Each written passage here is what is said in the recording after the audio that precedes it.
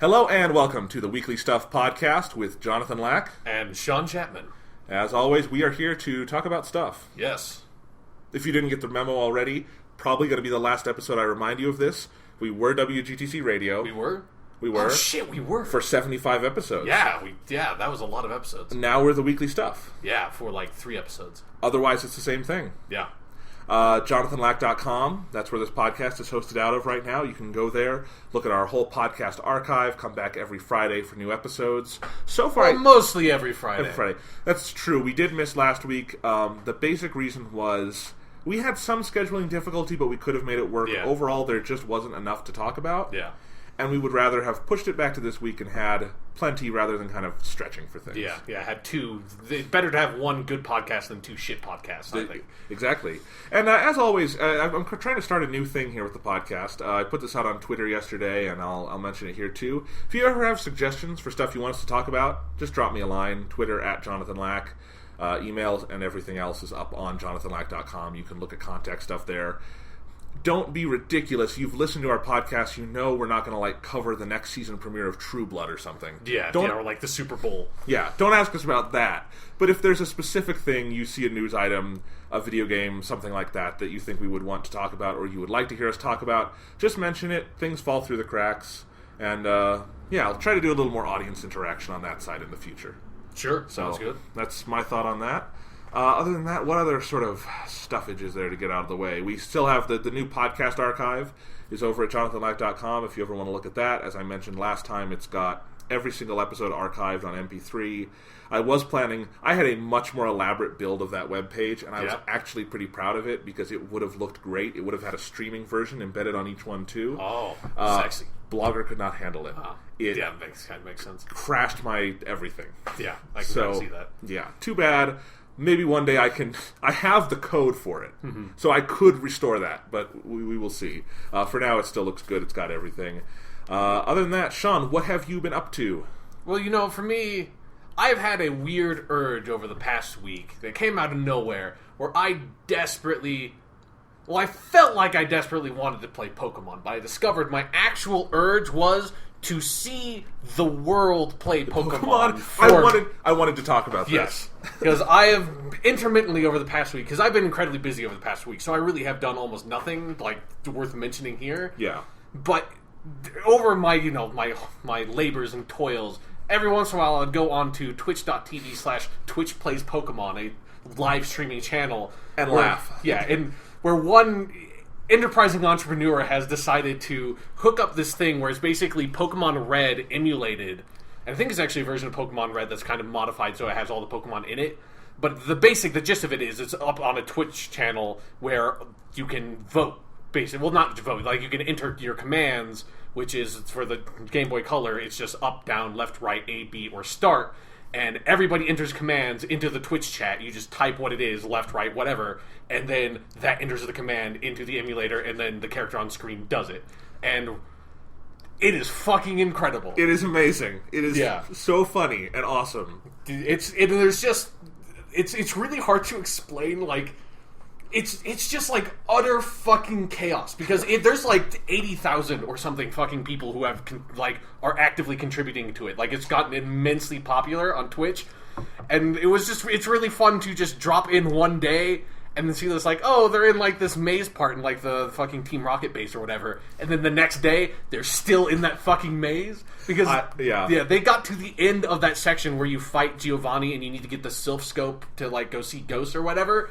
And before they grabbed the Sylph Scope, someone pressed start, and they had a Rattata that had dig on it, and they used dig, so that gets you out. So they had to go back in to get back to the bottom to get to that room to get the Sylph Scope, because some motherfucker...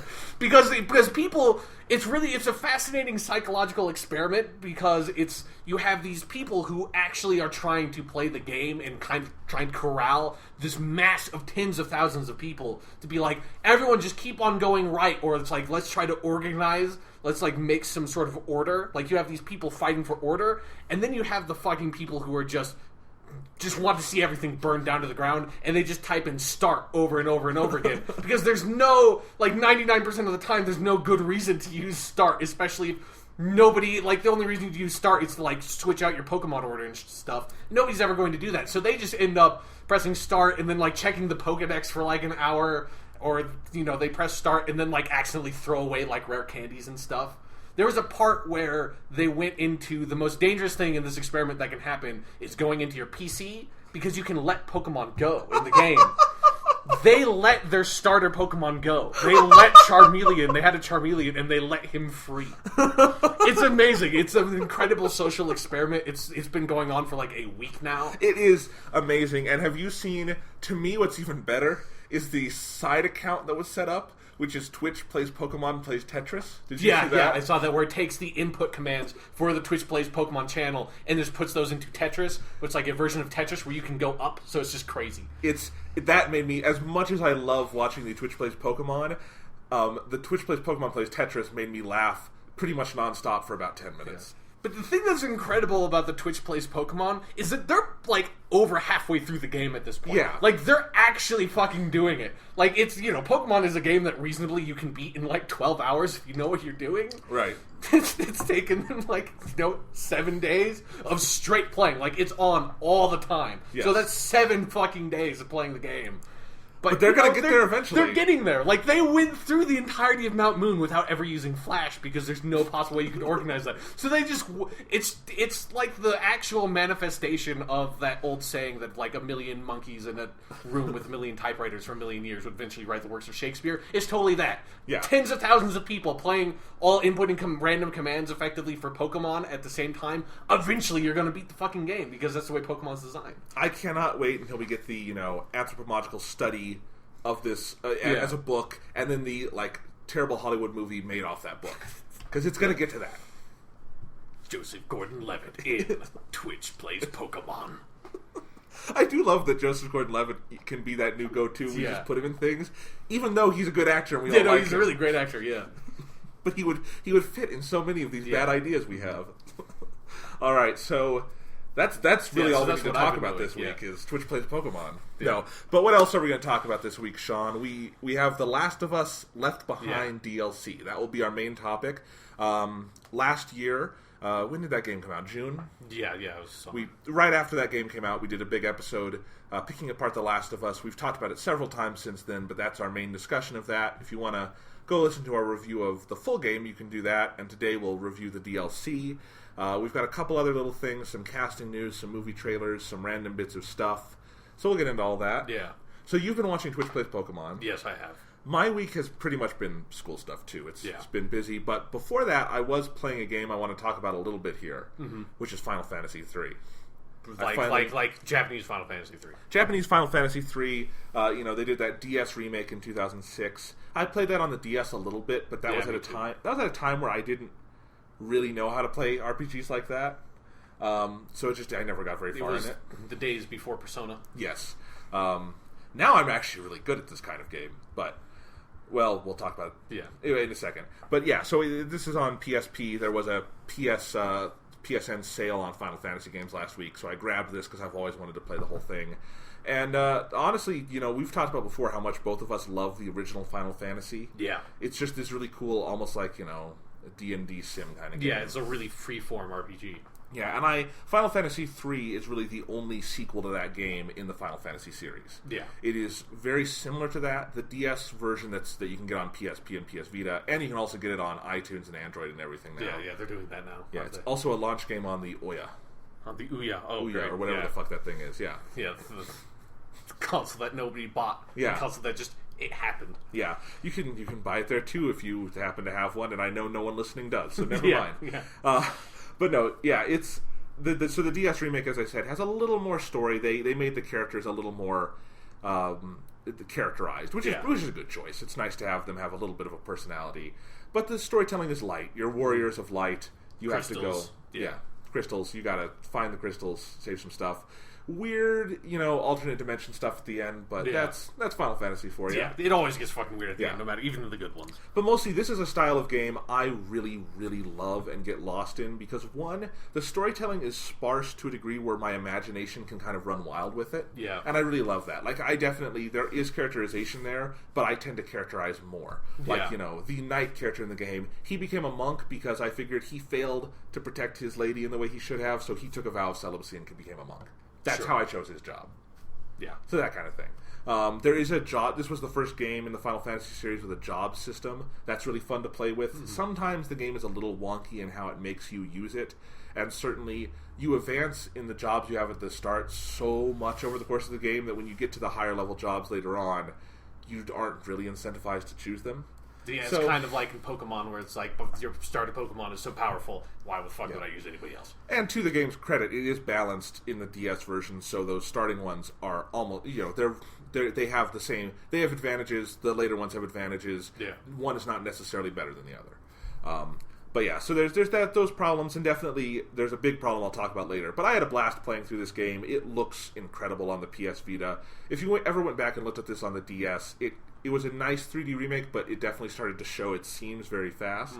Mm-hmm. But on the Vita, especially with that nice OLED screen, it just looks bright and colorful and really, really nice.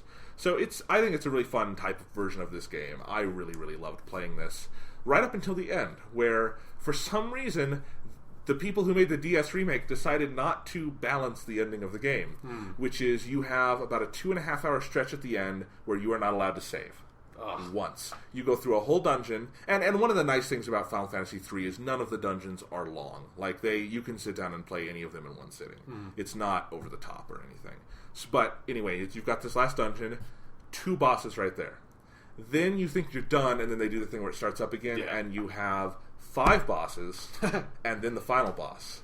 And all of this without saving. You are on nails the entire time, just hoping... But like... Luckily, I had not necessarily grinded through the game. There were a couple spots where I did a little bit, but overall I was at a high enough level where it was pretty easy for that whole stretch. So I eventually got pretty relaxed. I was okay. Beat all the bosses. There was one scare in the middle where everyone died, but I got them all back up. No. Except one. Yeah. But I had my white mage, and he was able to get everyone back. So there's that one scare, but otherwise I was pretty much just pounding these bosses. But then you get to the final boss.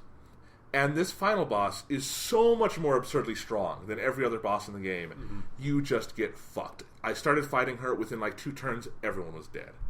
I wanted to break my Vita. Because it was like, I just spent 2.5 hours playing this section. If I want to beat this game, I have to play all of that again. And I would have to grind for hours. Yeah, it's like the sort of the cherry on top is the fact that you didn't even put up a fight. Like, it's not even like, I was so close, like, I can totally do this. It's more like... I didn't even stand a chance. Like, not only do I have to go through that whole gauntlet again, I have to spend 10 hours fucking grinding it. And it's not like I made any obvious mistake because all the other bosses were easy. Yeah. So what the hell happened? It was just terrible, and I was so mad. I'm like, do I play this again or do I just say I'm done? And I pulled out my iPhone, Googled Final Fantasy III on YouTube, and watched the closing video. And I was like, there, I finished it. Fair enough. Fuck it. I'm not doing that again. It's like... Pussy-ass bitch. There are other games I want to play. I did try going back in, but I just realized my spirit was kind of broken from that. And the knowledge that it would probably be another 6 hours of gameplay before I could beat her. So, maybe one day. I haven't, deleted my save files. You're never going... No, you don't even say it. If you didn't do it then, you're never going to do it. No, I may play the whole game again, but I'm not going to... Okay. So, we'll see. That's that. We haven't talked about the Lego movie since that came out, but my review is on jonathanlack.com. I haven't seen it. So. Short version, it's really fucking awesome, and everyone should see it. It's a ton of fun, and it makes you want to buy Legos. So, on one hand, it makes you feel kind of bad because it is so much a commercial, and on the other hand, it's a great commercial that gives you real entertainment. So So it's like the Transformers cartoon movie. Kind of like that. Yeah. And one of the things I said in my review is that end of the day, most movies, especially animated ones, are trying to sell us something. Yeah. At least Lego Movie gives you real entertainment while it's trying to sell you something. And it's trying to sell you something that's fucking awesome. Yeah, Legos are awesome. Yeah. So it's not like they're trying to sell you Lincoln Logs or something dumb like that, Yeah. All right, so what else? when I sat down to play The Last of Us Left Behind, I have to share this anecdote. Yeah, you texted me about this. I sat down with the intention of buying The Last of Us Left Behind on my PS3, but before I could get to the PlayStation Store, I remembered that like a week ago I had asked my PS3 to download the demo for Hatsune Miku Project Diva F, which we talked about on the podcast last time, because it's coming out on Vita. Yes, it is. March 4th, they've confirmed the release date. Oh. Yes. So, Sean, you were excited about that. Yeah, I have played this demo now too since you talked to me about it, so I have stuff to contribute as well. Nice. But yeah. So I sat down and I could go buy The Last of Us DLC, but fuck it, I'm playing Hatsune Miku, and I played it for because those things are so equivalent and just interchangeable. It's like I don't need to play The Last of Us DLC. I can just play this game about a fucking J-pop robot, the fucking button rhythm game. So the Hatsune Miku demo is a trip. Because one, it has no tutorial to speak of at all. You are on your fucking own. The only tutorial that's there is there's you have a 5 to 8 second long loading screen that has 2 paragraphs of text that you have to read in full to understand what the fuck. And they don't even tell you everything. Yeah. So I kept failing. Finally I Googled it, how do I play this game? It's kind of actually hard. And there were actually a bunch of forums that were how do I play this game? There are no tutorials. And it was great. So I looked it up really quick. Then I started playing it. It is hard even once you know how to play it. Yeah. But I like Hatsune Miku music, I learned. And I was as I was playing the music, I was I like this music. I realized, I'm fucked. I don't want to go down this rabbit hole of listening to Hatsune Miku music. But I'm going to have to now. Yeah. Because I have sort of dabbled in it because I knew about it, and it's something... the Hatsune Miku thing is so crazy that once you know about it, you kind of have to at least see what the songs are or, watch a video of the live concerts, which that's my favorite part because that's just such, sci-fi awesome craziness. Watching a robot hologram perform with a live band, that's fucking great. That's, something from Star Wars. But, I had not actually heard any of the songs from the demo, and I liked all 3 of those songs. Most Hatsune Miku music I've heard... I don't think is that good, but that was a decent selection of songs. It was really good. If there was a soundtrack to the game, that would be great to have. Yeah. But yeah, I'm gonna have to play more of this either when the Vita comes out or get it on PS3. So yeah, it was kind of infectiously Plus fun. you can accessorize your module, as they call them. I love that that's what the word for it is, module. It's that's the word for your Hatsune Miku is it's a fucking module. Or there are other characters, there are other modules that you can use. But you can put cat ears on her and shit. Yeah, it's pretty great. So that's fun. And of course, the people who made this game are making Persona 4 Dancing All Night. Yeah. So that's why we're really excited, is because this bodes well for the Shoji Meguro masterpiece that will be. And the debut of Hatsune Miku into the Persona universe. Hopefully, she can pal out with Aigis. Maybe she is the protagonist of Persona 5. That would be fucking awesome in the weirdest way possible. Yes. At least make her an unlockable persona, That'd be pretty great. I mean, imagine what Shoji Meguro could do with the Hatsune Miku program. Yeah. Just making some music. That'd be pretty good. Yeah. Can we get the battle themes from 3 and 4 done as Hatsune Miku songs? This probably already happened. That has definitely already happened. All right. Last thing I'm going to talk about here before we get to some of the main business on the outline. Main business. Is Netflix's House of Cards. Season 2 debuted last weekend.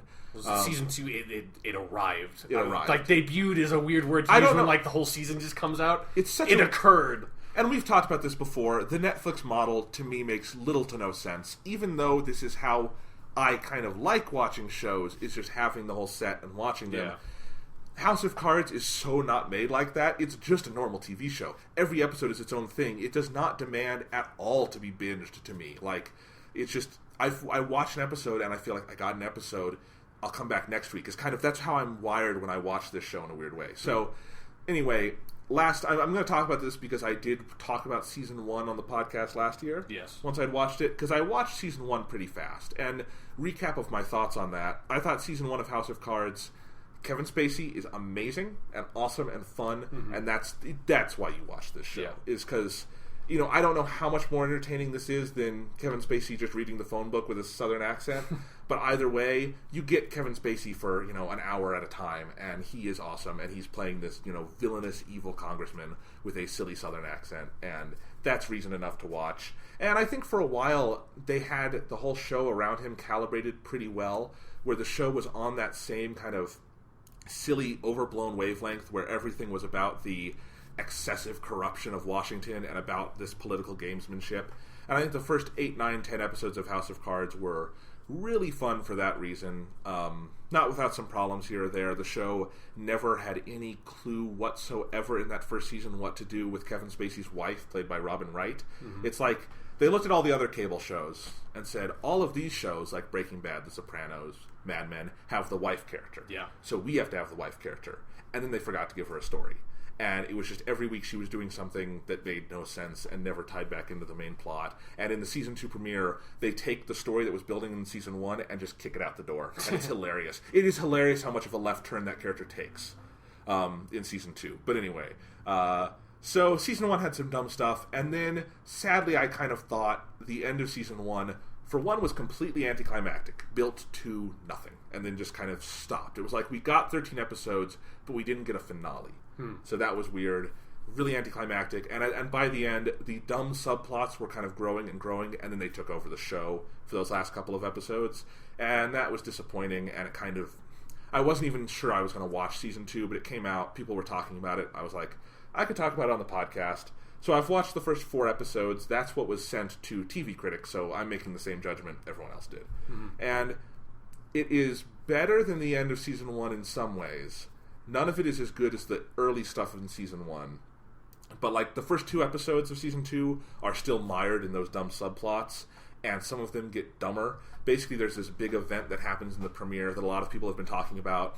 And for one, the main characters never mention it again, and it's kind of hilarious how much that main event is just not mentioned. It disappears. Like, they handle it so poorly in the aftermath, except for this one character who is mostly a new character. He was in the end of season 1. Now he's a main character, and his subplot is the stupidest thing I've ever seen. He is a muckraking journalist investigating the deep internet.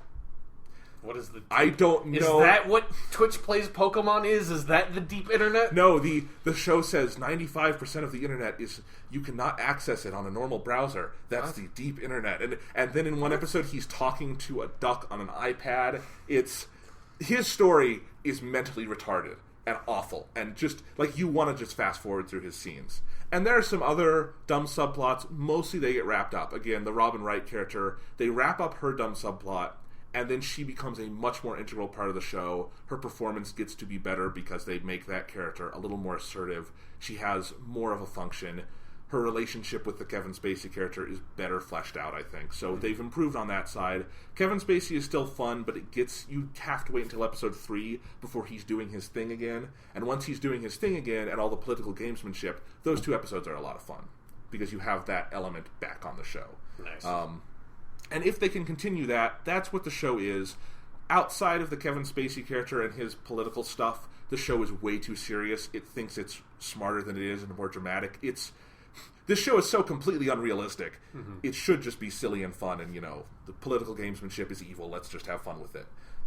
It doesn't focus on that enough, but you get some of it. I may watch I will watch the rest of season 2 eventually, but I'm in no hurry to get there, I guess, is my ultimate conclusion. But don't you want to find out about the deep internet? No, because literally, that actor is just, who's the core of that subplot is just, he's just a body. He just stands there. There is no character. I don't even know his name. He has no character personality or traits or anything. It's bad. And he's kind of replacing a character from season 1 who I thought was also bland, but was more interesting than this. So they really, and I think this is part of the problem with the Netflix model, is they make these seasons in an utter vacuum. Yeah. Because they have to be completely done before they're shown to the public. And so they have no idea they're making just stupid-ass subplots. There's no feedback there. And I think the feedback... To be fair, that has not stopped TV shows from having stupid fucking subplots with the feedback. That hasn't, but usually you see this kind of concentration of it on this kind of production model where it's made in a complete vacuum. And that can happen on other cable shows and stuff. Even good ones have done stupid subplots and had no feedback on it, and that hurts. But, there's obvious, I just know in season 2 this doesn't work. They're not going to course correct that because there's no one telling them to course correct that. And I also feel like if this were on HBO or AMC, you would also have someone at the network reining some of this stuff in.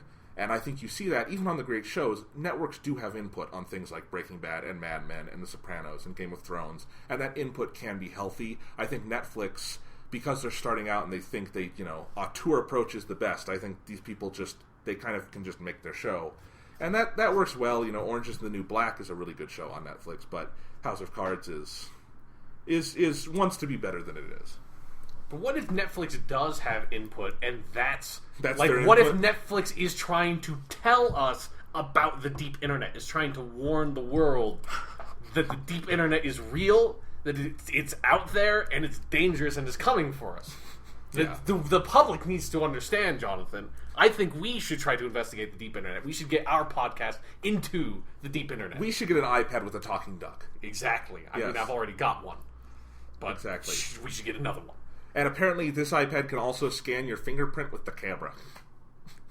Why would you scan your fingerprint with a camera? Why wouldn't you do it with the fucking touchscreen that you have on your fucking iPad? House of Cards is stupid in a lot of ways. For instance, they also think the Vice President of the United States has a lot more power than he actually does. Because the Vice President of the United States actually has no power. Yeah, not really. They're just kind of there. They sit behind the president at the State of the Union and smile to try to balance out the, John Boehner frowning. Yeah. That's their job. Joe Biden does it particularly well because he's an entertaining vice president. Yeah. But, in any case. Deep internet, Jonathan. Deep internet. So that's internet. Those are my thoughts on House of Cards Season 2. Let's move on, Sean. First topic of the day. Yes. Guardians of the Galaxy. We finally got our trailer for it. Yep. First trailer. This is basically, as I understand it, the footage that was shown at Comic-Con 10 days into the film's shooting. So it is much more of a teaser. Yeah. But what did you think? I really liked it. I'm really excited for the Guardians of the Galaxy movie, mostly because I know almost nothing about the Guardians of the Galaxy. They are a really minor part of the Marvel Universe. This incarnation, I think, was made in 2005. It's really, it's a really modern sort of comic book. This version of the team is a very modern comic book thing. So I know basically nothing about it. So me going into the trailer, I know the names of the characters. I know some of the backstory because of my familiarity with the Marvel Universe. But I didn't know the tone. I didn't know the character relationships particularly well. And that's one of the things I think the trailer did really well. Is that I have no idea what the plot of the movie is, but the entire trailer was just here's they are the Guardians of the Galaxy. Here are these characters. They do a usual suspects lineup thing and show you all the characters and have some moments that let you get the sense of a bit of the sort of the comedic balance and then the way the film looks. But I don't know what the plot is. I don't know anything about that. I just know this looks really fucking awesome. Yeah, no, it looked good. I especially liked seeing Chris Pratt, who is one of my favorite actors right now from Parks and Rec. In this, he's having a good year because he was also in the Lego Movie as the star, and he's fantastic in that. He seemed right at home in this universe. Yeah, the trailer's tone seemed very assured and confident. Mm-hmm. I liked that. The effects look really good. We got kind of a sizzle reel at the end. Yeah. So this isn't some low rent production. They're putting money definitely into not this. It looks really. It's got a great sort of sense of style to it, at least in the trailer. And it's just a nice introduction overall. As I understand it. I was reading this because they talked about this when they showed some of this footage at Comic-Con. All the stuff with the John C. Reilly guy introducing them like that's not in the movie. This is specifically it kind of felt like that wasn't actually in the movie. It's specifically for the trailer. So there's not a whole lot of this that's actually going to be in the movie. But I like seeing the designs, seeing Rocket Raccoon, seeing Groot. Yeah. Zoe Saldana is in yet another franchise where she is completely in makeup. Yeah. But she's green now instead of blue. So. And I guess in Avatar she's not in makeup. She's CGI. But she was in a funny suit with ping pong balls on her, so might as well then. What do you think Zoe Saldana enjoys doing more? The makeup or the ping pong balls? I don't presume to know. Okay. Jonathan. I'm thinking with the makeup you're at least on real sets with other actors. Yeah, but you're wearing a suit with ping pong balls on it. What's better than that? Yeah, no, I like Zoe Saldana a lot. I like that she's going to be in this. It's nice getting her into the Marvel Universe. We're going to have Vin Diesel in the Marvel Universe because he's Groot. Yeah. So that's nice. There's no better role for Vin Diesel than a talking tree king, what a fucking phenomenal bit of casting that is. Very much so. There's not a whole lot to talk about here, but definitely, as we talked about, I think last time and in several podcasts recently, Marvel is starting to go out on a limb, and I'm excited to see it. But one of my favorite parts about the trailer, because like I said, I didn't really know what to expect, is that I didn't realize how funny it was going to be. Like, you know, every Marvel movie has its humor to it, which is what's great about the Marvel films.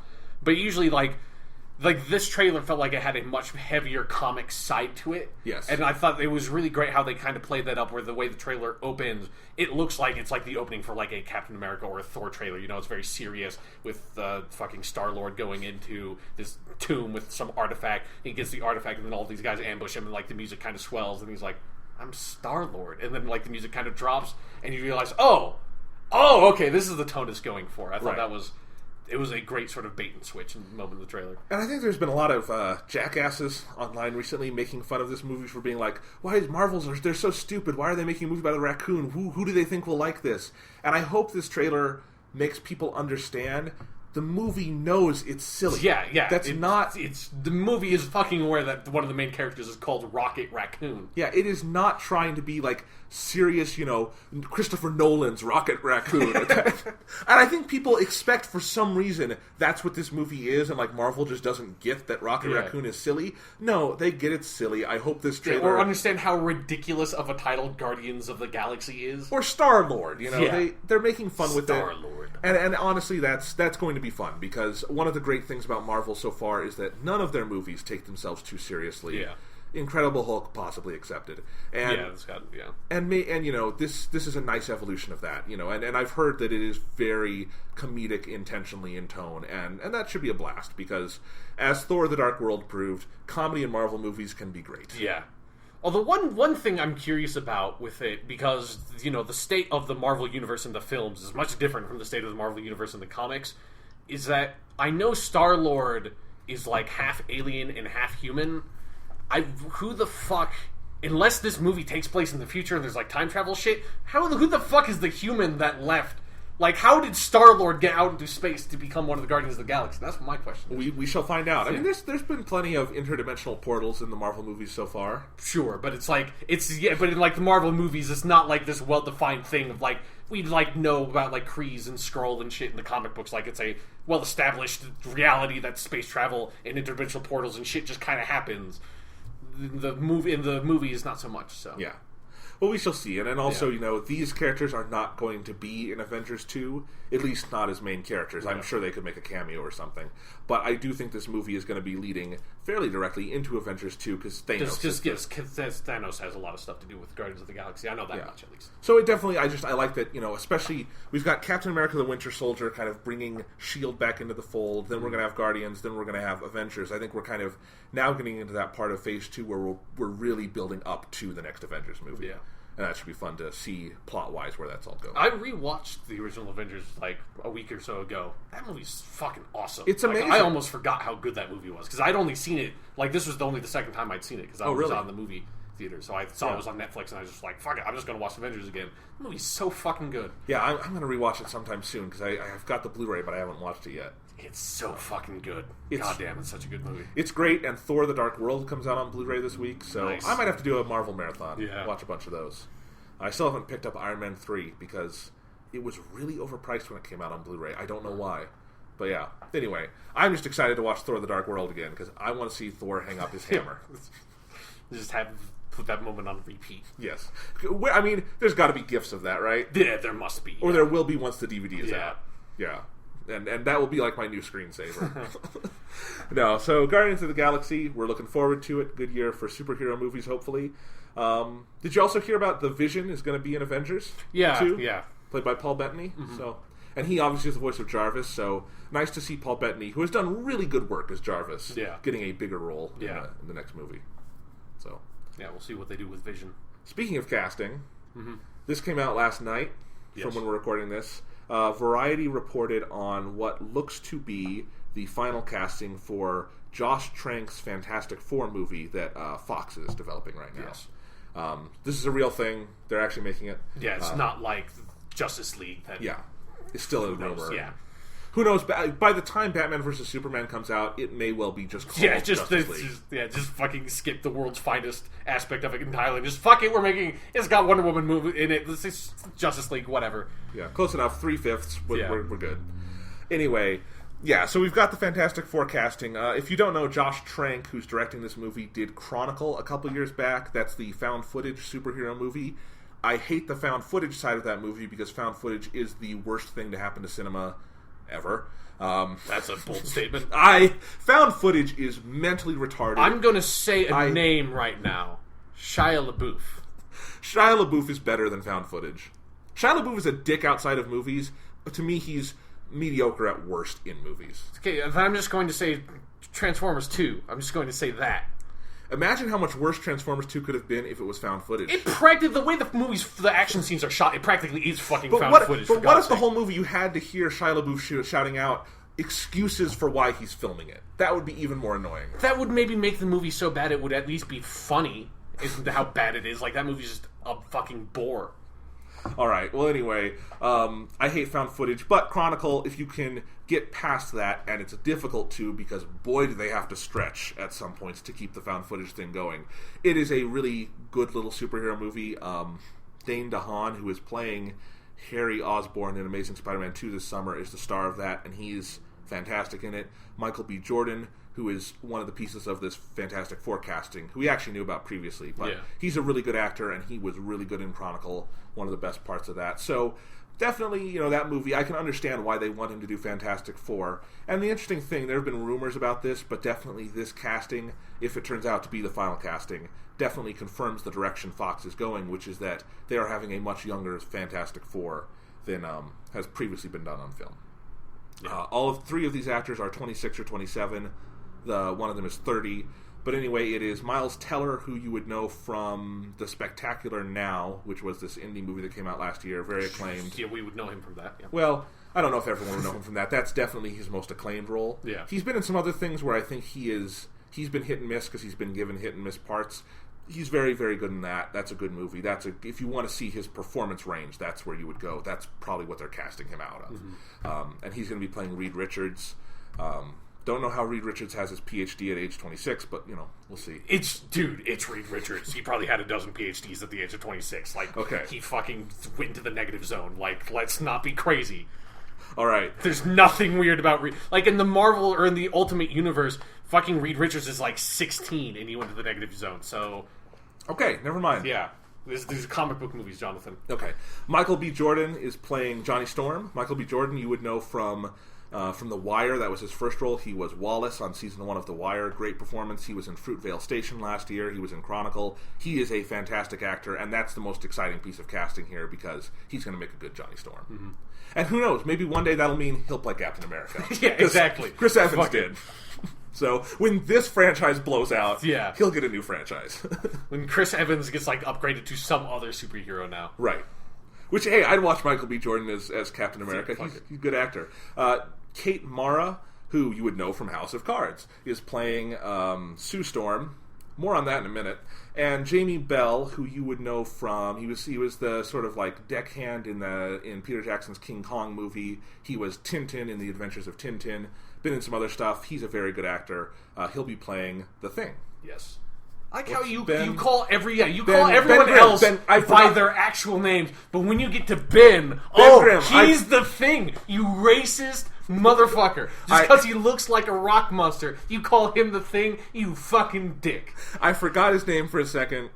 Ben Grimm. Now I remember it. Sorry. God. And this casting, because Jamie Bell has history with motion capture in Tintin, indicates they are doing a motion capture thing with the Thing. Yeah, with Ben Grimm. Well, no, when he's Ben, he's probably, he's always Ben. I'm just Do you trying to set think you off that now. Ben Graham went around and is like, I'm going to call myself the Thing, because that's a great name. And it's like, no, everyone looked at him and it's like, what the fuck is that thing? And it stuck. Yeah, I'm sorry. Calling him the Thing is incredibly insensitive. I apologize, Ben. You are more than just the Thing. God, but no. 3 pieces of this casting I really like. I think Miles Teller, Jamie Bell, Michael B. Jordan, that's an exciting cast. Kate Mara, not so much. Have you ever seen Kate Mara in anything, Sean? I don't fucking know. You don't know? Maybe. Okay. I've seen her on House of Cards. I saw her in this crappy Mark Wahlberg movie, Shooter, back in 2006. Seen her in some other things.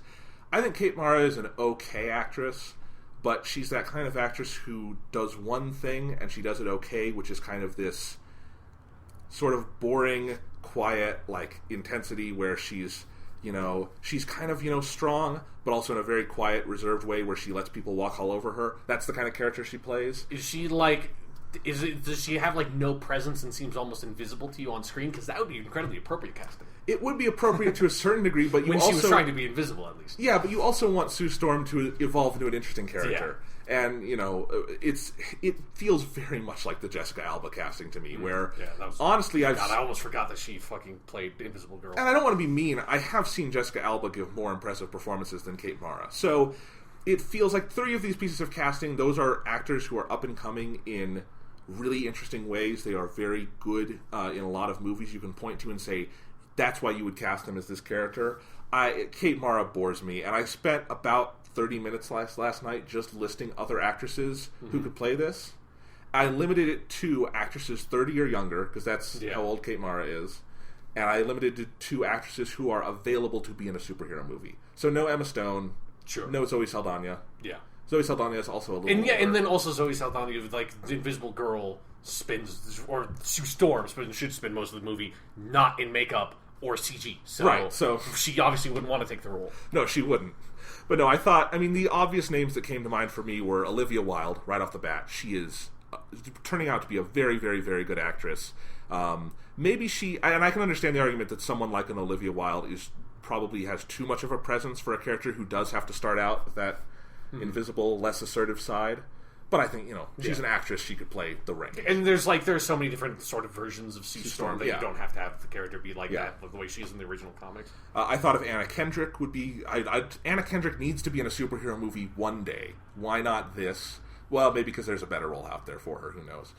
Natalie Dormer, you would know from Game of Thrones. I think she's been on the Sherlock show on CBS. She's a fantastic actress. Also, maybe too much assertive of a presence, that kind of thing. Brie Larson, who was in Short Term 12 last year. You would also know from 21 Jump Street. Great actress. I was thinking of Mila Kunis. Everyone knows who she is. Margot Robbie, who was in The Wolf of Wall Street last year. Really good in that.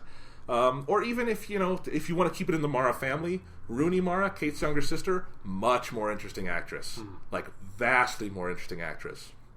And if you wanted to do the kind of sensible thing and say, Michael B. Jordan is African-American, maybe his sister should be African-American. Yeah, that would make sense in certain terms. I feel bad I couldn't think of more names for this, but they're just Hollywood stacks the deck in a certain way. You're not the one who should feel bad about that, Jonathan, trust me. No, but the name that came to mind for me on that is a young actress named Nicole Bahari, who's in this same age range. You would know her from the movie Shame, the Steve McQueen film. She's on the Sleepy Hollow show on Fox. I think that's on right now. So there's a list of actresses for you who would be more interesting for this part than Kate Mara. It just feels, and I wonder if it's they went to some of these people and some other people I just forgot to list, and they're just not interested in this part.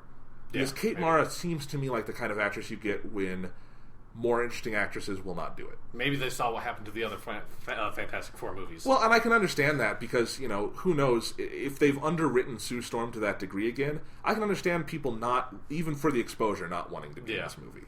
Because I don't know if there's an upside to it at that point. It's a fucking shame that Fantastic Four has not reverted back to Marvel. Because it's a real shame. I hope this movie is good. They've got 3/4 of a good cast, but we'll see. What do you think of them doing it with a significantly younger cast? Like, I prefer the Fantastic Four, or at least, like Reed and Ben and Sue being older, but it's not. I don't know. Like, I have no idea what direction they're going for. Yeah. Like, I assume Doctor Doom is going to be the villain of the movie, so I'm actually kind of more curious to hear what casting that's going to be. You know who would have made a great Doctor Doom? Yeah, Philip Seymour Hoffman. Yeah.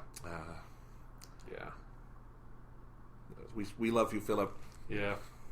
Anyway, yeah, that could be the exciting part. If they got the most boring Doctor Doom in the world last time around, if they could get a good Doctor Doom, that could click everything right into place. Fucking Doctor Doom is such a great villain. It's a shame that he has not gotten his due. Yeah. So. Then I wonder if this is successful. If because there's not a lot of Fantastic Four villains. I wonder if they're just going to straight go fuck it. Last time we did Galactus. Let's actually do Galactus. Let's get a big motherfucker in purple suit. Instead of having Galactus as a cloud for 5 minutes at the end of your movie, that would be better. And I thought Rise of the Silver Surfer was halfway competent. Yeah, there were good parts to that movie. Yeah, that movie's okay. But But boy, they got a boring cast last time. Or two, like, Chris Evans obviously was great, and Michael Chiklis was really good as Ben. Yeah. But, they got Ian, what boring guy is Reed. Yeah. Boring hot chick as Sue. That, yeah. And it's especially bad when you take your two boring actors and pair them up, because you can never invest in that relationship. Yeah, exactly. And the Reed and Sue relationship is, like, probably the most critical relationship within the Fantastic Four, So do you want to remind the people of sexism in classic Fantastic Four comics? I remember that's been a funny discussion before. I mean, yeah, it's just like Sue Storm's original characterization was so meek, and it's just incredibly sexist. Like going back and reading those comics is really hard, because she is so sort of just like lets Reed decide everything in like a very like she's just non-assertive in the most like fucking like it's a dude wrote this kind of way. Like it's just I don't know. And that's honestly what disappoints me about the Kate Mara casting, because that's the kind of character Kate Mara plays. Yeah. And she can play that kind of part well, but I feel like you want something else for this. Yeah, you want a more active Sue Storm, like a more modern Sue Storm. Right. Like, that character has changed so much since, like, fucking 1962, so... Yes. So anyway, we shall see. Let's move on to some video game news. Yes, okay. I have just a couple things here. These were two I thought of, but obviously I think it's worth noting the big news this week that Irrational Games, Ken Levine studio, made Bioshock Infinite. System Shock 2. Yes. They're shutting down. That's a surprise. Yeah, like it's... Yeah, like I didn't, like... Well, and it's not even just that they're shutting down. Like, Irrational is shutting down, but Ken Levine, like, he's keeping 15 people. He made a statement that he's keeping 15 people. He's staying at 2K with, like, this smaller studio that's probably not going to be called Irrational anymore to make like, downloadable narrative games and stuff. So, that's cool. That it's not like Ken Levine's like, fuck it, I'm out of video games. Right. 100%. He's like... He didn't make Bioshock Infinite and drop the microphone. Yeah, no, he's so... And I think, honestly, it seems to me like with the...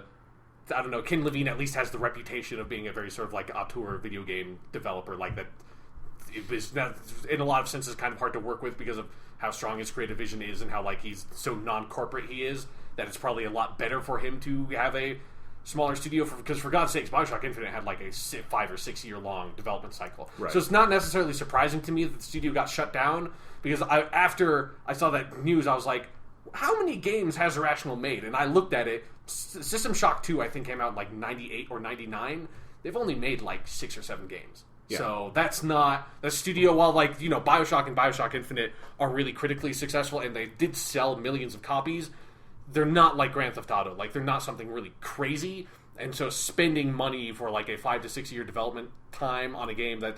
Like, I think Bioshock Infinite only sold like 3 to 5 million copies. Like, that's not necessarily enough to justify the amount of budget that game must have had. It's not efficient, and I'm excited to see where they go from here, because I wonder if Ken Levine, making shorter games with a smaller team, can put out more and maybe keep realizing that same narrative vision he has. Because I love Bioshock Infinite to death, and I'd love to see him make more games. I don't need them to be like that, though. Yeah, I don't need like more big AAA games from him, I guess. And who knows, maybe he can, make even better games, because there's a big jump to me between Bioshock and Bioshock Infinite. Yeah. And maybe he can make similar leaps by going in this new direction. Mm-hmm. And certainly I like the idea of a big AAA developer like this going this route, because that to me is so much of what gaming is now. Yeah. Is that, when I sit down at my PS4, most of the games I have on there are these kind of 3 to 5 hour kinds of games. We just had like Outlast come out. Yeah. Those kinds of things that are $15 to $20, but you feel like you get a full experience. It's where things are moving. It's part of why I want to talk about when we get to Last of Us Left Behind. That's part of why the pricing for that game feels so off. It's just because of how these things are shifting. Yeah. And I like the idea of Ken Levine, going from Bioshock Infinite to making these kind of games. It feels like a natural transition at this point in gaming history. Yeah. And it seems interesting to me because, like, it's the direction, at least from like what he said, sounds like he's going in, is making games like Gone Home that came out last year, which is interesting because Steve Gaynor, who's created the Fulbright company that made Gone Home, he came from 2K Marin, he was one of the lead developers on Bioshock 2. Yes. So it seems like Bioshock is like this breeding ground for indie developers. I don't know. Yeah. But yeah, it is. That was one of the most surprising parts of the news was once I when it said, okay, Ken Levine is keeping around like 15 people and is going to keep on making games. That then he's staying at 2K. Like, that's kind of the weirder part, that it's like, you don't usually hear that. Like, a lot of times you hear about, like, developers that, like Steve Gaynor, that leave 2K or their publisher or whatever and go make a smaller company, and they go totally indie, and instead, I guess 2K maybe just offered Ken Levine a bunch of money or something, or, like, offered to, employ those 15 people, and so he doesn't have to pay their paychecks. But, well, and I can certainly understand how for 2K you want a guy like you Ken want that Levine name around. Yeah, definitely. Well, and certainly, even if it's going to be a smaller, upside financially with some of these games, because they're just going to be smaller by nature, if you have those and hopefully he can turn them out faster, that's a good asset, especially because, again, this is where gaming is headed in so many ways. Yeah. And certainly for Ken Levine, it's a good deal, because assumedly they're going to keep giving him the creative freedom he's had, and he'll have the actual assets to make what he wants to make. Yeah. So yeah, I'm really excited to see what their next project is going to be, and it's nice to think that it's probably not 5 years away, because BioShock Infinite was a hell of a fucking wait. It was. Hopefully, we don't get a preview for his game at E3 this year, and then it comes out 3 years from now. Yeah, exactly. But and I feel bad for all the people who got laid off, obviously. But it was actually kind of heartwarming on Twitter. There was this effort when that came out. People got this hashtag trending of find jobs for these developers. Yeah, and putting resumes and stuff out there. I mean, that's not the hashtag, but that was not a very catchy hashtag that you came up with. No, I don't. Let's find jobs for these developers. No, I don't. That's remember, not going to trend. I don't remember what the actual hashtag was, but in any case, a lot of talented people obviously would have worked there. So hope they find good homes for their talents. Yes. All right, one other thing I want to talk about really quick. Right. Just to check back in on some of the next-gen console stuff. Okay, yes. We got the PS4. We got the Xbox One. PS4. I don't own an Xbox One. But the Xbox One certainly exists. Yes, you can find it easier than the PS4. Yes, that is definitely true. So, and this is something I honestly wouldn't have necessarily made all that much of back at launch. We've talked about it, that a lot of games were running 1080p on PS4, 720p, or 900p. Or like Titanfall is like 796 or something, like really fucking weird. Yeah, anyway, resolution. Running at a lower resolution on Xbox One. And I just think we've had some more reports in the last couple weeks, like Metal Gear Solid 5, The Phantom Pain. Not The Phantom Pain. What's the... Ground Zeroes. Ground Zeroes. Yeah. That's coming out. That's running 1080p on PS4, 720p on Xbox One. Thief, which is coming out soon, is running 900p on Xbox One, 1080p on PS4. Yeah. And as people have noted, no, that is not the biggest difference in the world. It's not going to ruin your games. Yeah. But this is not changing as a... Yeah, I mean, it's... I mean, we all knew before the consoles came out that the PS4 is more powerful. Like, it's just like that is a sort of a mechanical fact of the hardware, right? And part of it is and this is kind of rumors that I've heard looking around on the internet, but I've also heard that the development kit, like the development tools provided for the developers from Microsoft for the Xbox One, are not as sophisticated as they are with Sony and the PS4. So there's that element to it too, that it's the tools that are being provided make it harder to develop on the Xbox One, which thus makes it harder to run well at a higher resolution. Right, and that it's interesting because having had several months of experience with the PS4, resolution honestly at this point makes more of a difference than I thought it would. You look at, like, I remember Assassin's Creed 4. I started playing that day one. It was running at like 900p at first, and then they did a patch to 1080p. That was a nice jump. Like the way water textures looked and color depth and stuff. It just makes everything much sort of crisper. And I went back over this weekend to the PS3 to play Last of Us DLC, and I was like, I got that feeling for the first time of, oh, holy shit, old gen looks different. Mm-hmm. Not bad. Last of Us is a beautiful game. It still looks really fucking good. But you can tell the resolution difference. Yeah. And obviously on Xbox One, there are other things that mean we're not talking about that kind of gap. Yeah. There are so many other things at play, processing power and whatnot. Xbox One games, I'm sure, look fantastic. But it just is interesting at this point. It's still in the news every single time it happens. It's not good publicity, and it's not getting better yet. Mm-hmm. Not that it's been a huge amount of time yet, but Microsoft's answer to this every time they get asked about it is that it'll change soon, they're going to get used to developing, blah, blah, blah. Clearly it is a problem at this point. Yeah. Although, like, it is, you do actually kind of have to give it more time just because, like, the games that are coming out, I mean, the games that are coming out now, like no games are really coming out until mid-March with, like, Titanfall and Infamous Second Son. But even those games started development well before those consoles came out. So it's like they've had time now to sort of, like, tweak stuff with a sort of settled console, but developing a game for a console that is in development is obviously very hard because you're trying to hit a moving target because the hardware is not final. So, like, we don't really see like what it's kind of like. I don't think the battlefield's not going to be level until like a year out, right? Like next, like the game sort of announced at this E3, we'll start to see these are like people like developing on consoles. That's like games have shipped on these consoles. People on this team will have worked with other teams that shipped games on these consoles. Like developers will kind of know what they're dealing with, and that's I think when we're like I don't think it's going to make a huge difference. Like the power is what the power is, but you like yeah. Well, I mean, it is. I think it's interesting and worth talking about because this is one problem among many the Xbox One has been having, and I've been seeing a lot of trend pieces being written lately. Yeah. There was a really good one on Polygon. I don't know why I got weird Midwestern accent there, but Polygon. There was a good article on Polygon about how much the Kinect is holding back the Xbox One. Yeah, Ben Kuchera wrote that. Yeah, that was a great article, and it included stuff like this where all of these individual problems the Xbox One is having aren't necessarily huge. None of them are deal-breaking in and of themselves, but they're snowballing. So you have this constant resolution difference where it's big enough to, if you had both consoles and had to choose, you would buy the PS4 version every time. Mm-hmm. And you have this Kinect that only works, 70-80% of the time and makes things more complex. You have a firmware that is really hard to use. They've made some updates recently. It hasn't necessarily fixed the underlying issues. So, these things are there and they're growing in public image and things like that. So it's interesting. Yeah. So is that on that topic? I think that's pretty much that on that topic. I have some other video game related news I would like to bring up. So one, like the Titanfall beta happened. Like obviously neither of us have an Xbox One, and neither of us have a PC that would be capable of playing it. And it was not on Xbox 360, right? Yeah, no, because the Xbox 360 version got pushed back a little bit, and they haven't really shown anything from it. Even though I've heard that it's totally fine, they're probably not showing it because they don't want people to realize the Xbox 360 version is going to be fine, so they don't need to get an Xbox One to play the game. I'm considering playing the Xbox 360 version now. That's what I was going to say, because I was looking at footage, particularly Giant Bomb did a lot, two long sort of streams talking about and showing gameplay from the beta, and that game looks like a lot of fucking fun. I'm still super bummed that it doesn't have any single player, because I think all the sort of parkour mobility stuff could be really fucking awesome if you had a smart single player design team behind it, making concentrated levels to kind of use that. But yeah, and it just reminded me that I haven't really played a Call of Duty style multiplayer game since a year after Modern Warfare 2 came out. Is kind of when I flat up stopped playing that kind of multiplayer. I would have to renew my Xbox Live Gold subscription to do it, but I kind of want to do it.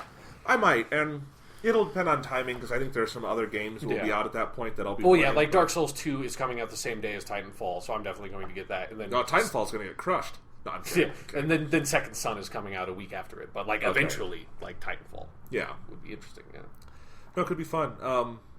I had kind of something on that note. The first previews came out this week for journalists got to sit down and play the game for South Park: The Stick of Truth. Oh right, yeah.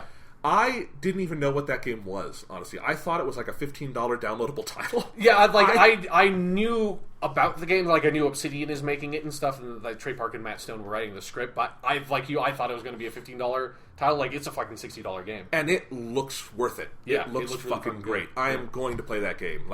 If the reviews come out and they're all Fs, I'm not going to play it. Yeah, but I'm planning on picking that up. It's on my radar now in a way that it definitely wasn't before. And it's coming out at a great time. It comes out a week before Titanfall, I think. No, it comes out March 4th. So, that's basically a week before Titanfall. Titanfall coming out in March? Yeah. Okay. Titanfall comes out the second week of March, I'm pretty sure. Okay. For some reason I thought it was later, maybe because the beta is happening right now. Yeah, no, it is really weird that the beta... this is not a beta. It feels like it's a really marketing beta. But no, beta. I want to play South Park. I love RPGs to begin with. Obsidian makes good RPGs. Hopefully this isn't buggy. And it looks like it isn't, because it is mostly promotional videos from Obsidian showing it, but it's a significant video that shows sort of the beginning of the game came out recently, and there wasn't anything that text, there's a character there's the texture's just purple because they didn't code it right or something. Yeah, no, and just to tell you how surprised I am that I now want to play this game and where I'm coming from, I have not liked South Park in years. I think It's not that I haven't liked it, but I haven't watched it in a number of years. Yeah, I try every season an episode or two, and honestly, to me it's much more dire than the Simpsons decline past season 10. Like the whole South Park ideology, where every episode is everyone cares too much about everything. I don't like that. I think it's gotten really stale. I think sometimes they pick way too easy targets. They had that whole thing about the Console Wars trilogy. They completely misread what I thought was the tenor of the internet on that. I think they make fun of people for liking things in weird ways, and I don't like the show anymore, but I used to love it, and I think this game looks good both as the kind of game I would like to play and getting the South Park style of humor that I like more, which is, instead of just commenting on current events, telling an actual story with these characters. Yeah, and then having, like, sort of, like, satire that's not necessarily, like, political satire, right. but more like this sort of genre satire that I loved, like, when they would do stuff like that, talking about, like, the World of Warcraft episode's probably my favorite one, and that was, a satire of that game instead of it being political satire, which, like, sometimes political satire, it can be just, like, a little almost too frustrating to watch because of how it relates to very serious matters, Or in South Park, it just gets stale and they make the same political satire jokes over and over, and I feel like that's where they've been for a while. But yeah, Warcraft's a great example, and I just liked, they don't do this at all anymore, but when they used to tell just character-based stories in South Park, this seems more like that. Yeah. So I'm excited for it. So I definitely want to see what the final reviews are, but I am looking forward to this game. So maybe one other piece of game related news. I don't know if you even saw this, but Double Helix, which was in the news lately because they were the developers of the Killer Instinct game that launched with the Xbox One, and then also the Strider game that I'm downloading the demo for right now. That's probably actually just finished. But, like, they're a developer that kind of only made shit like, like G.I. Joe movie games and stuff, and then when Killer Instinct came out and that got really good reviews, they got a lot of buzz, and so I think it was about a week ago now, they got bought up by Amazon Game Studios, Amazon.com, which was a thing that already existed, that's been around for like a year making Android games. I had no idea that Amazon had a fucking game studio, and now they bought like a legitimate video game developer in Double Helix, so I don't know what to make of that. It was kind of like, I saw that headline and was like, Amazon game? What? Amazon? So Amazon's going to take over video games, is what I'm saying, I guess. Amazon is interesting. I love Amazon as a company just because it's so convenient to shop there and everything. But Amazon has such a wide reach now. They are so ambitious that they have been spending so much money on their TV pilots and their drone warfare service and their game studios and all this other stuff that even though they make insane amounts of money, it's been years since they made a profit. Because they're just so... And they're obviously their theory is that once they've built up enough, they're going to own everything and have all the money. But until the government shuts them down. Yeah. Well, that's not going to happen, or else we would have killed Comcast by now. But fucking Comcast is merging with Time Warner. That is not legal. That cannot be legal. There are areas totally not. Comcast and Time Warner both are already monopolistic and anti-competitive. Yeah. Like, there are areas where that's all you can get. Yeah. This would be... I cannot imagine the federal government will allow that. Like, that's too fraudulent even for this government to... Anyway, now we're getting into a weird side of the podcast we don't usually talk about. Yeah. All right. So anything else game-wise? No, I don't think so. That was... Amazon, my cash. Amazon, if you want to buy our podcast... Yeah, go ahead. We will work for you. Totally. If all you want to pay us is free Prime memberships... Yeah, fuck it, yeah. I could use free shipping. That'd be great. Yeah. All right, so let's move on, Sean. You want to talk about some Last of Us? I think I want to talk about some Last of Us Left Behind. All right, so Sean, quick recap. Both of us thought The Last of Us was Game of the Year 2013. Yes. We really love it. One of the best games ever made. Yes. What was your attitude going into Left Behind? What were you thinking? And then your general thoughts. What did you think of Left Behind, this 2-hour DLC, $15 on PSN?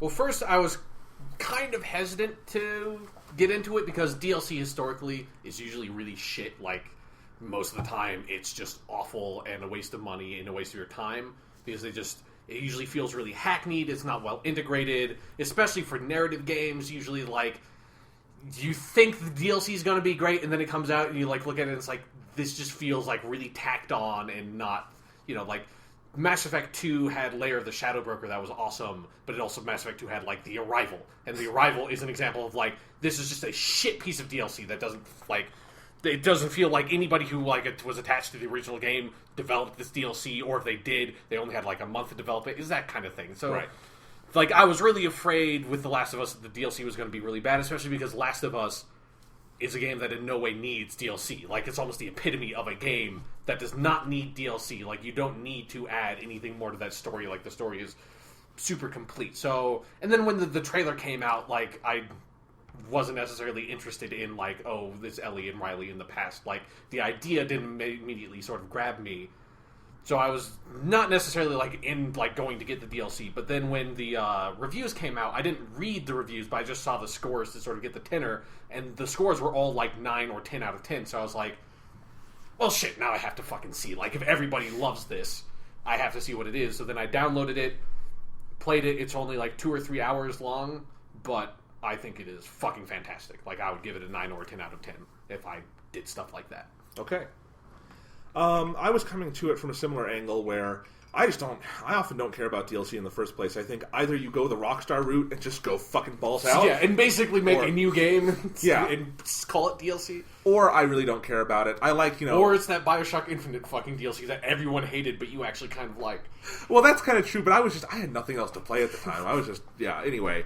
But like Bioshock Infinite is another example. There were 2 games in 2013, Bioshock Infinite and Last of Us, where I thought if ever 2 games did not need DLC, those are the 2 games that did not need DLC. Yeah. Because the stories were just so contained. I never wanted a sequel. I never wanted more with these characters.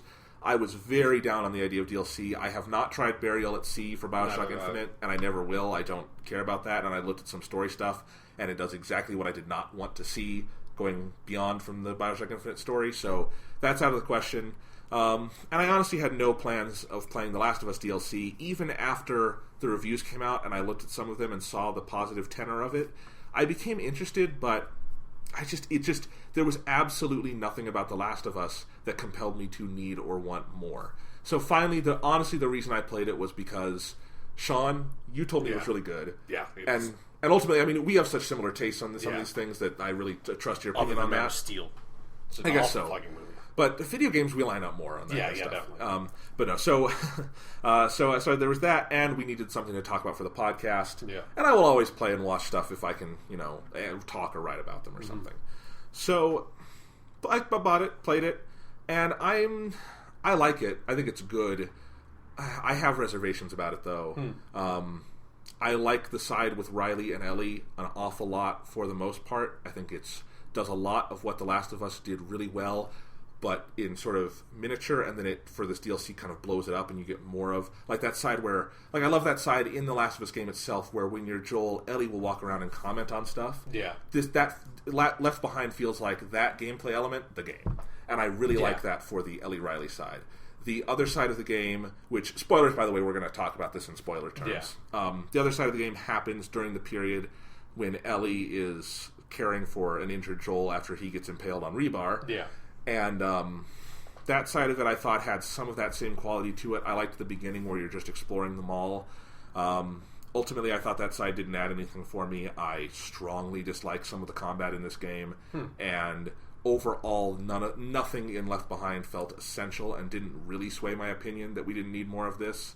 And I'll talk about some of that more later on. I definitely think there are some very good scenes and even 1 or 2 fantastic ones. And I am glad overall I played it for those, to see more of Ashley Johnson's performance as Ellie, to spend a little more time in this world.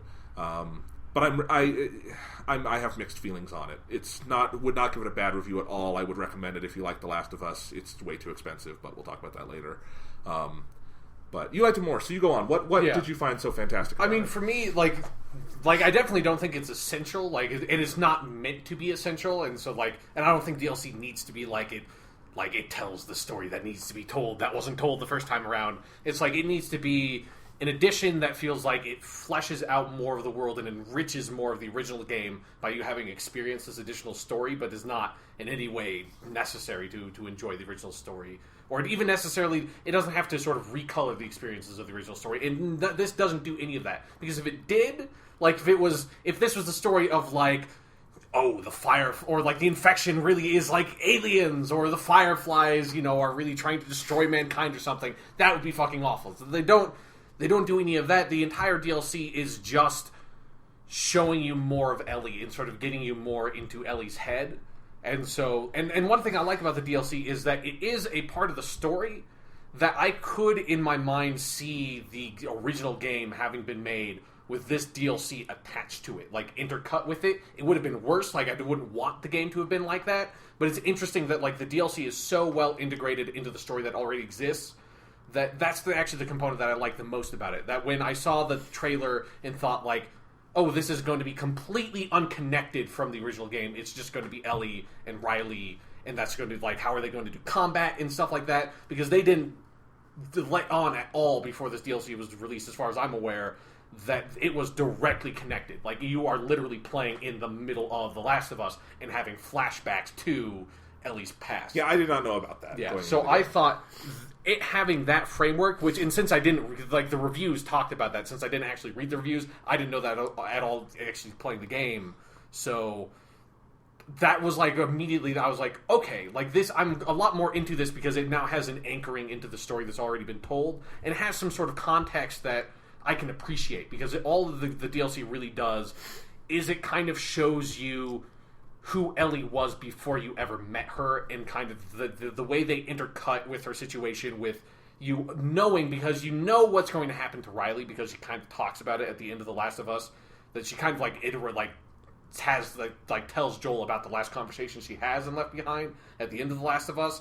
You obviously know that shit goes bad. You know this is when she gets bit, and you know that the friend that was with her dies when she gets bit. And in The Last of Us, she has like Riley's Firefly medallion. So you know how the story ends already, and so it has that really tragic component of, as you see these two characters sort of try to talk and engage, and you get introduced to their relationship with one another and grow to like these two characters a lot. In the back of your head, you understand where this relationship goes, and then you're constantly reminded of that because of how it intercuts with Ellie in the present, and now Ellie desperately fighting to save the only other friend she now has, which is Joel. So it's like the way they integrate that, where you understand the way they cut it, what Ellie has lost, and why she is fighting so hard to not lose that again with Joel. And I thought that was an interesting component of the story, that to me, that's like sort of substantively what they added to The Last of Us, and I thought that was really well done. And I don't disagree with a word of that.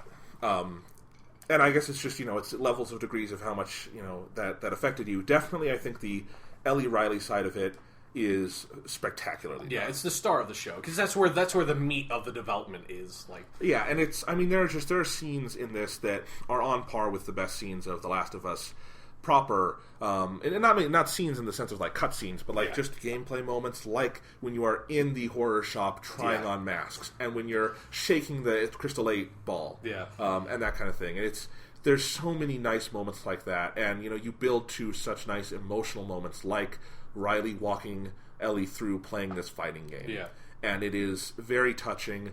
The performances are great, even though I like that Ashley Johnson didn't really adjust her voice to play younger Ellie, so she sounds way too old, but that's okay. Well, she's like, so good. Ellie's not that much younger. Like, I think she's like a year or two younger. I mean, she sounds probably slightly too old in the game proper. It's not a problem, but it's like she's just like 20 something. So you notice it. It's not a note you notice it and it bothers you. It's just you notice it. So lots of great stuff there. Riley fits into this world so well.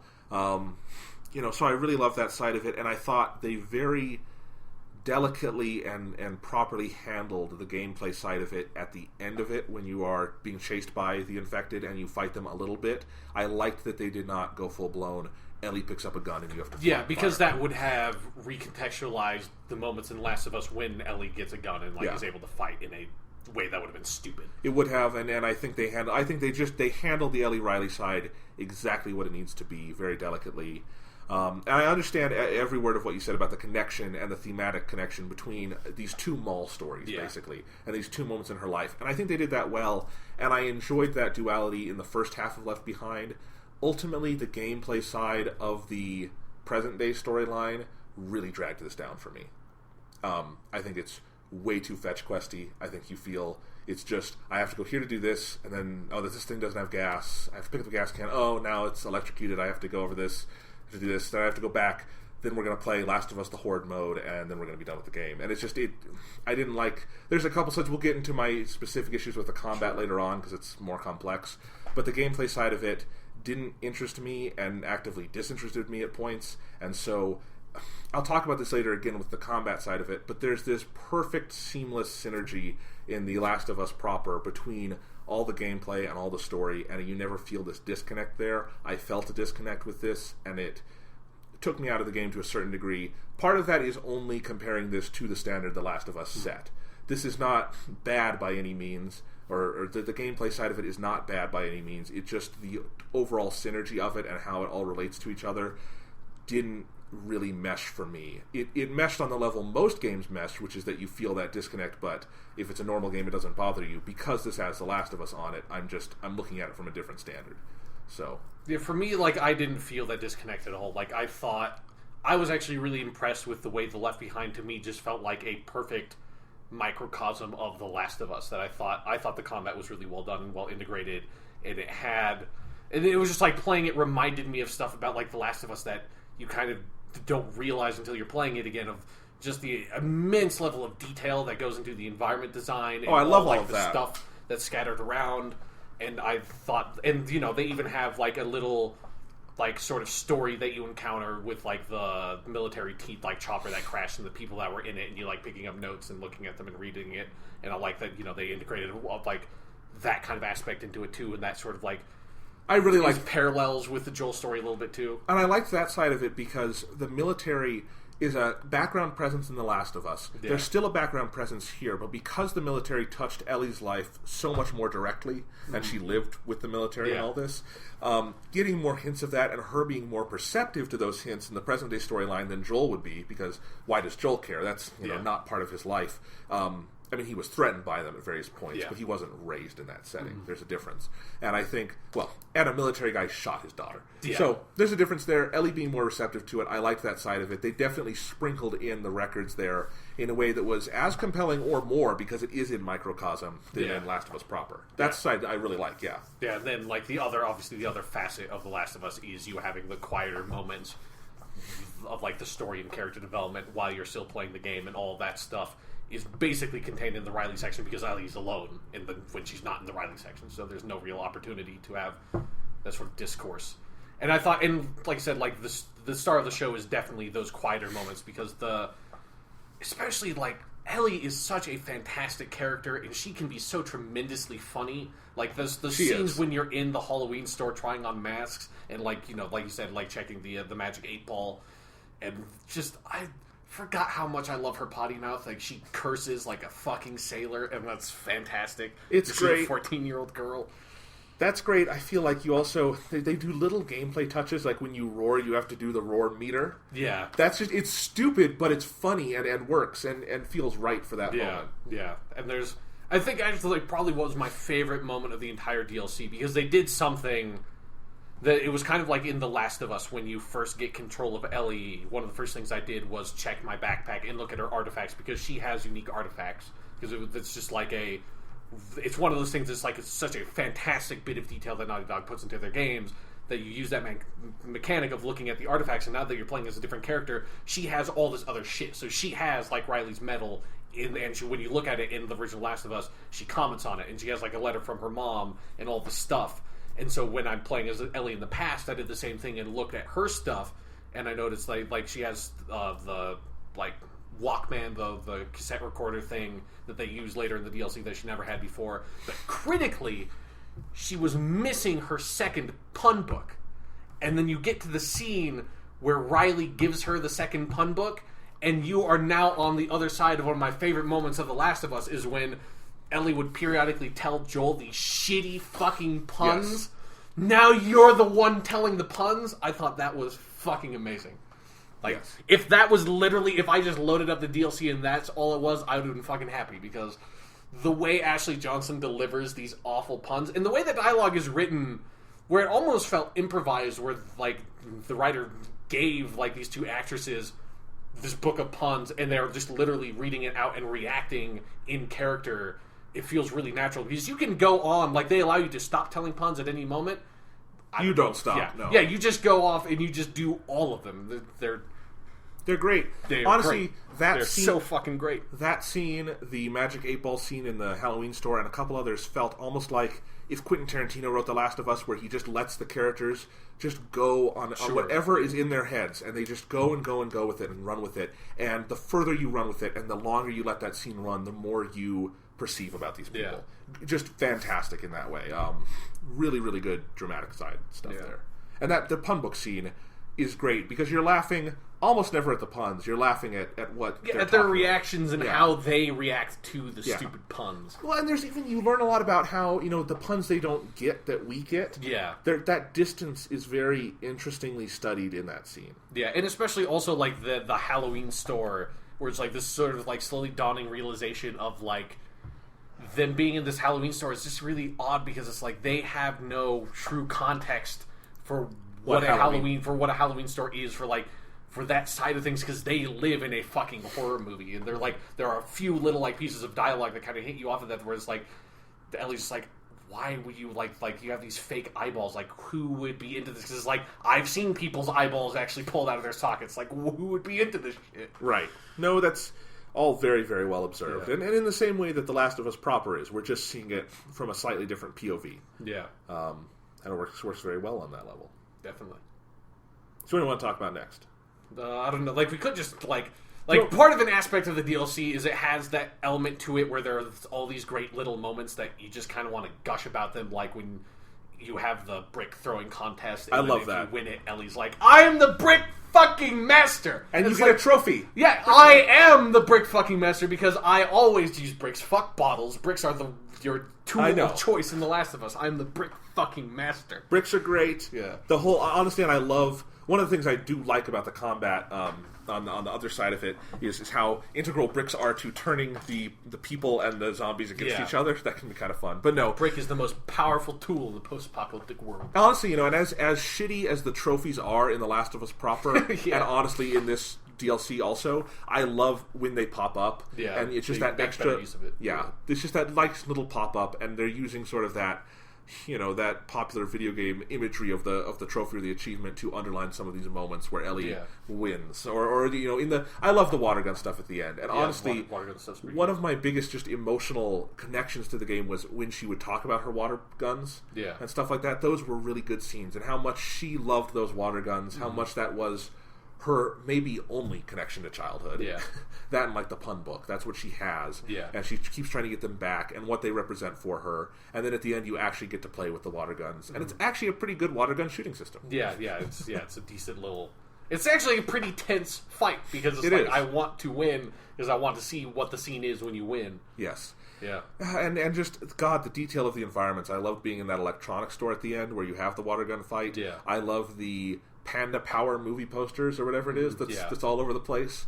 Just both of the malls are very well detailed, but definitely the one in the past much more so. Yeah, because they don't have to make it a combat environment. Right. It's very, very well done. And I love the pace of the entire Ellie Riley side of it, where I could have played a beefier version of just that, where all you're doing is just exploration.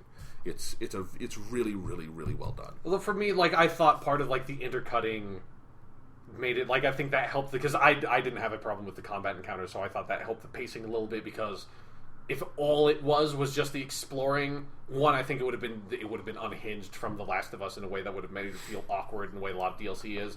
And I think you have to have these action moments. It's because I don't know, I enjoy the exploring components, but you need to have other elements of pacing to it. If that's all it is, I think at the end it would almost kind of feel unfulfilling in a way. Okay. Well, let me talk about my specific problems with the combat. Because this will lead into the ways I thought the game felt unfulfilling at the end. Yeah. A couple things here. I think to contextualize this, part of my opinion of the combat in The Last of Us proper is fueled by how it plays with player frustration. Sure. And that I think for the first couple hours, Last of Us will piss you off, and I think it's very intentional. You have to get pissed off at that game, and the hardest material in that game to me is the first couple hours where you are learning the combat system and learning to overcome it, and you have to get to a point where you are in Joel's shoes, where you have felt that frustration, you have overcome it, and this is just your fucking life. And at that point, to me, that's when the combat in the game opens up and becomes really good and really compelling, and it's very, very tough, but you never feel defeated. You want to keep going. You know, I broke a controller in the first 5 hours of The Last of Us. Oh, right. Didn't do anything like that for the rest of the game. So, did you break a controller playing Left Behind? I did throw it at one point. Okay. Because it's a fucking bullshit part. But anyway, but yeah. So I think that's very important, but I also think it requires a certain amount of time, and I think The Last of Us Left Behind does not have that luxury of time. So you come into this game, I have not played Last of Us since I finished the game. It's been almost a full year. So for one, I don't remember how the combat works. I have general memory, but the actual muscle memory is not there when I go into it. And I think, while the first couple of combat scenarios are pretty easy, they're throwing softballs to you, by the end, I really don't like the last combat encounter in the game. It honestly feels like a weird sort of horde mode to me, where you have one wave, then a bigger wave comes, then an even bigger wave comes, and now this one has a bunch of clickers, and you have absolutely nothing to fight them with. The last two, I wouldn't, those are kind of the same wave to me, because those infected come in while you're fighting the bandits, because I agree, it is stupid. In a way, it's kind of stupid that it's a very video gamey moment where it's you clear out all those enemies to get to the door where Joel is, and once you get there, it's there are more people here. That's I don't necessarily love that aspect of it, but I mean, I actually enjoyed that last encounter, because in the original Last of Us, the infected and the bandits never were present in the same encounter. So if you, I like the encounter before that, where you're getting into that room and they're coming into the room, and the clickers are all over here to the right in another room, and you can pit them against each other directly. That I really, really liked, but I just thought overall it was too much in that last combat encounter for me. And the overall arc for me of playing it was very frustrating, because you're in a difficulty pitch that is similar to that point in The Last of Us, although I think heightened beyond that. And yet, part of the thing is that you don't have because you're playing as Ellie, you don't have all the tools that Joel had. So it's like playing in the winter section. You don't have all the tools Ellie had. I think you have most of the tools Ellie had at the beginning of the winter section, because you get the bow that she had in the winter section. So it's by the time you're in that last encounter, you have most of the stuff she had at the beginning of the winter section. Right, but it's still harder. And I guess there's this other side of it too, where narratively, I could not buy at all that this was Ellie's first combat encounter. That's much harder.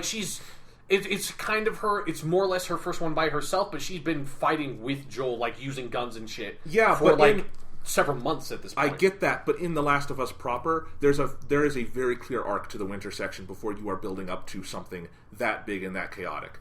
She has to learn to have these skills on her own, and you play her as she has that. This, you are thrown into a very difficult standard Last of Us encounter, and somehow Ellie does this, and it didn't make any sense. That does not ring true to me at all. And then on top of that, you have that element where I couldn't buy it from a narrative level, and that disconnect bothered me. But also, I just think there's a base frustration to it being a DLC, being 2 hours, but throwing you into the relative difficulty of the last sections of The Last of Us. And trying to get that within 2 hours, I think the combat can be really frustrating, and just without the duration that The Last of Us proper has, it didn't do much for me beyond frustration, and by the end it had really totally diluted the present day story for me. And by the time you get to that last cutscene where you have Riley talking over the last scene with Ellie, I kind of wanted to be done, because I wanted to get off the couch, because this game had kind of pissed me off at that point. I died so much more in those last couple combat encounters in Left Behind than I did at most points of The Last of Us. Mm-hmm. It was way more like The Last of Us is the kind of game where you don't die. You have very long stretches. Maybe you'll die, you start over, but it's not sort of rapid fire. There was a point where it was like Hotline Miami. I'm behind this thing, there are 5 guys up there, I take a step to the right, I get shot, I die. Okay, I'm going to have to try this again. Do I take a step to the left? No, I get shot, I die. No, do I try to go over here, shoot them? Oh, I missed, now I'm shot, I die. So it frustrated me on that level. And again, I don't believe that this is how Ellie actually started fighting in The Last of Us. But my point is that this is not how you're right. This isn't how she started fighting. She started fighting 4 or 5 months ago. Yes, but again, my point is if this doesn't fit with me. If she did all of this built up to that last combat encounter, somehow took out 30 people and zombies. It's all not on her 30. own. It's it's probably like 15 people and zombies Okay. in that last wave. Somehow she did all that. at the Then same you time. go to the winter section, and she's retarded from that again. But she isn't. She's a capable, deadly fighter in the winter section. Like, by the time you cut to Ellie, like, she's a hunter, she's a killer, like, she is totally fucking combat capable at the beginning of the winter section. She is combat capable, but there's a difference between combat capable and fighting 15 people and zombies all at your own with no cover and very few weapons. And that's not how the winter section pitches it. From what I remember, that's almost exactly how, like, I don't think there is a build-up in the winter section of Ellie becoming more and more capable. Like, she's pushed to the point of breaking, but I don't think it's like this gradual she's learning how to fight. I think those sections happen prior to the winter section. I think there is, for instance, because you start that winter section, the first big combat scenario is you're in the cabin and you're given the hunting rifle. Yeah. And you have to defend. But that's different. You're in a very clearly defensible position. You have a much more powerful weapon. And they're even commenting on how, much more this is than they expected, than what she thought she'd be doing right here. You overcome that, then you're thrown into the depths of having more free-form level exploring, with lots of enemies, and you build up to a section that is similar to this part in Left Behind, where you are in that one big room and they are coming at you from all sides. But you're much better equipped. The scenario plays very differently. I thought there was this seems like a weird hill that you come back down from if this were stuck into The Last of Us. Well, yeah, because the difficulty curve in terms of the combat design is very different. But I don't think it has anything to do with Ellie's capability in combat, because the reason why it's designed that way in the winter section is because the way Ellie plays is very different. She's slower, she has less health, she has the shiv, she doesn't have the equipment, her listening mode isn't as capable. So they ramp you up as the player because you are now been given this different character and you need to acclimate yourself to it. But I think they very quickly get you to the point where it's like, okay, this is back to where you were, but now you're playing as Ellie. But I don't think that's telling you that Ellie was going through that point, because it's such a, like, the winter section takes place over the course of like a day. Like, it's not like the summer section where you kind of see Ellie slowly, like the moment when Ellie first gets a gun, and then like you cut later, and then eventually like in fall she's now capable, she's fighting along with you. I guess so, but I do feel like, take challenge out of it. I thought there was a sense in the winter section that the amount and level of challenge she was facing on her own now was different. This was a new experience for her. And if Left Behind happened, and it happened this way, just fucking par for the course for her. She's a fucking superhero. But if you say that way, like, Joel is a fucking superhero. It's not, like, the encounters are not ridiculous. For a video game, the encounters are not ridiculous. I thought by Last of Us standards, the last encounter in Left Behind was bonkers and stupid. It's like an average. I think maybe you need to replay The Last of Us, because from what I remember, like, that last sort of, like, you go into the room in like the Joel's door section, that's about like what like a large encounter, or like a medium to large encounter in The Last of Us was. Like, it wasn't like the hospital section in The Last of Us was a lot crazier. Well, the hospital section is crazier, except it's in fragments. You don't have wave after wave coming after you. But you have two waves. Like, you're exaggerating it. Like, there's two waves to that fight. You go in and kill everyone, and then people come in to attack you. That's it. And then eventually the infected come in. But that's actually, or at least for me, it played out as that was a huge advantage, because then that is not how it played for me. I should say I was on my last guy when the infected came in. And I got fucked over and over and over, because there were all these clickers. They were all coming at me. At the moment they came in and it checkpointed, I was not in a good defensible position. I had no health. I had nothing. That was really fucking hard, and it definitely played as a separate wave. Yeah, because for me, they definitely came in. I think it was like a time thing. Like, maybe you killed the bandits faster than I did, because like I don't know. Because for me, they came in. I probably had 2 or 3 bandits still left, because there were definitely clickers killed 2 of the bandits, and then I stabbed 1. Because I should say, like, for me, I probably died. I played I played it on hard, because I played the original Last of Us on hard, and I probably died a total of like 6 times, and probably half of those were in that last encounter. And so, like, I never was especially frustrated. And actually, I really enjoyed that last encounter, because the way I got out of it was really, I had one of those very exhilarating, like, sort of moments that you can have in the Last of Us combat, where you're pushed to your absolute breaking point, where there was like the infected came in. I was like sort of in this like sort of prolonged fight with this one bandit that I just couldn't quite get, and the infected had killed, or were fighting the other two bandits, and I think they were kind of killing each other, and then eventually those two bandits were dead, and the infected were now kind of coming at me because of all the noise I was making, and I killed that guy, but I had nothing left, like literally nothing, and there were two like normal infected chasing me, and there was one clicker still alive, so I was running away from those two normal infected, like I said, literally no weapon at all, and Ellie cannot fist fight people like Joel can, so I was basically fucked.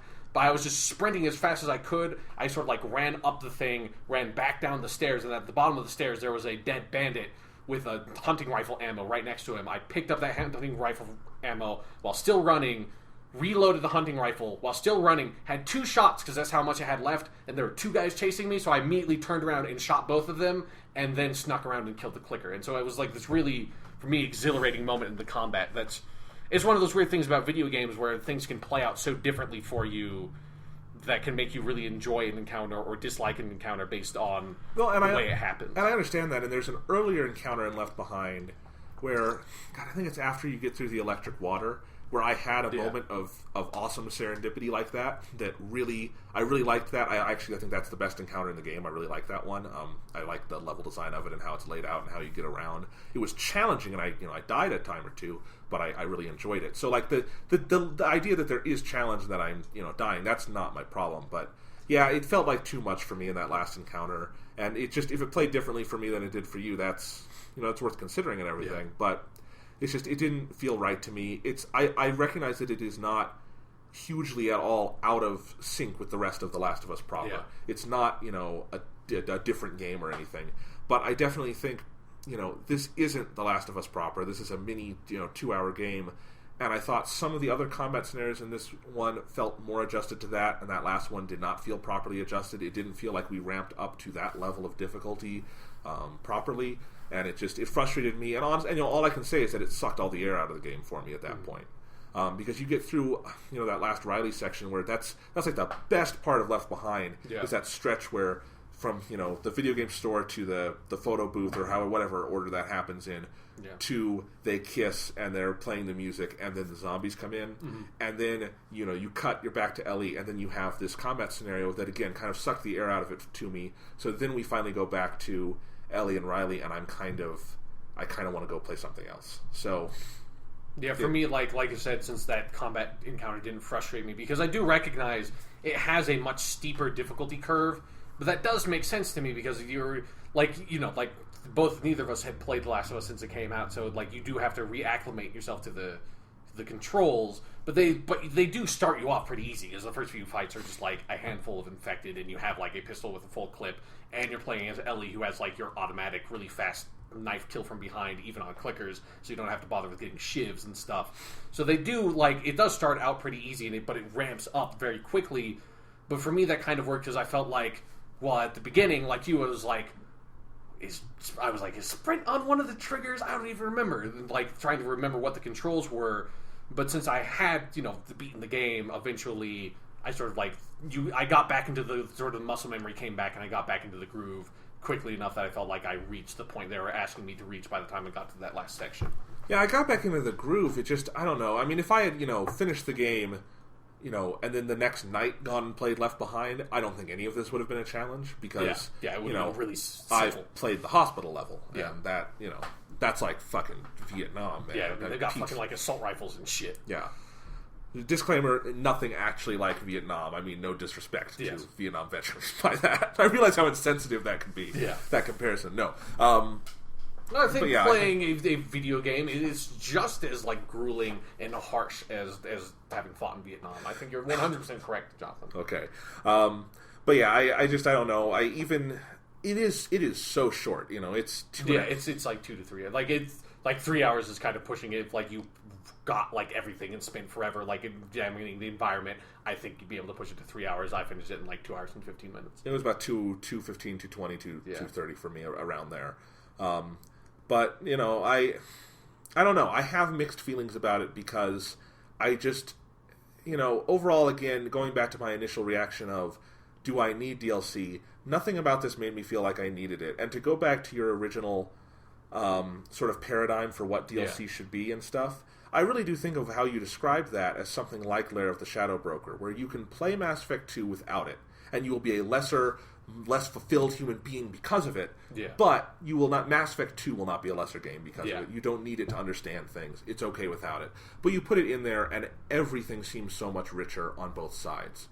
And I think for Left Behind, it's so very, very slight, even on the sides that I like, where I really do like the hour or so of content with Riley and Ellie a whole hell of a lot. But on one hand, I feel it's kind of diluted by the other half of the game. But even if you didn't have it, like after I was finished with Left Behind, I kind of wanted to see what my feelings would be on the final scene of Last of Us now that I'd played this. Yeah. Like, what does this do to my contextualization of The Last of Us? Mm-hmm. Not that I require it to change things in a good or bad way, but I went back and watched that last scene, and I feel ambivalent because part of me likes that you don't know what actually went down with Riley when she talks about it in that last scene. Yeah. And I think knowing it now and seeing all that, I wonder if it cheapens that moment a little bit because there's such a punch to the end of The Last of Us to know that this is something she doesn't talk about. This is something she buries within her. This is something she brings up to Joel after literally their relationship is shattered. And something like that. And obviously, you're playing Left Behind after you've seen that moment. Yeah, and I think that's the way it's intended to be played. It's not meant to be like you should replay the whole game and then play this contextually, chronologically when it happens. No, and that's not what I'm saying at all. But I look at the two moments and I just didn't feel the level of, it didn't make that last scene any richer to me. It didn't make it any poorer. And ultimately, the DLC we got, it gave me some nice moments with Ellie and with Riley and made me feel, bad for her and her situation in life, but no more so than The Last of Us proper did. So overall, it's this kind of series of trades and balances where I just don't, again, the word essential comes up. Not that I needed this to be essential, like if I didn't play this, The Last of Us would be lesser, but it's the kind of thing where, again, if I were to compare this to like the cream of the crop, this kind of DLC, like a Lair of the Shadow Broker, I will never play Mass Effect 2 not playing Lair of the Shadow Broker.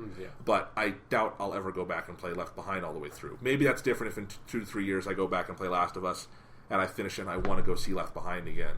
But, I have this urge within me. One day I know I'm going to play Last of Us again. I'm excited to do that one day. I don't feel that for Left Behind. I don't feel it as this kind of essential, really tight, awesome part of this experience. So that's kind of what my overall feeling was. And I think the fact that the combat kind of sucked the air out of it for me has a lot to do with that. Because I do think the initial thematic contrast they're setting up and the comparisons are interesting, and I think structurally it's very sound in that way. Yeah. But I think so much of it is they're clearly using one structure to let you have that combat outlet.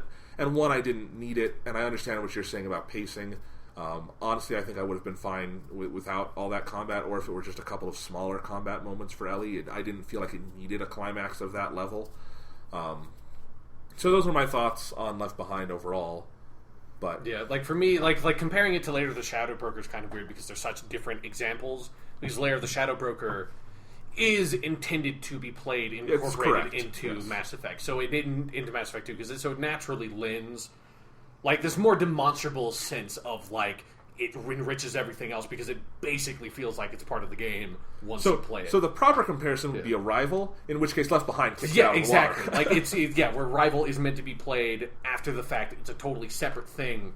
And for me, like The Last of Us Left Behind, like since I think the fact that you have the modern day sections, the fact that you have the combat is integral to one of the reasons why I enjoy it, because it makes it, if it didn't have that, it wouldn't feel like The Last of Us to me, because that is such a important part of what The Last of Us itself is, that if it was just basically like Last of Us Gone Home version, that would have felt kind of inappropriate to me. It would have felt like not germane to that universe in the way that game is, in the way...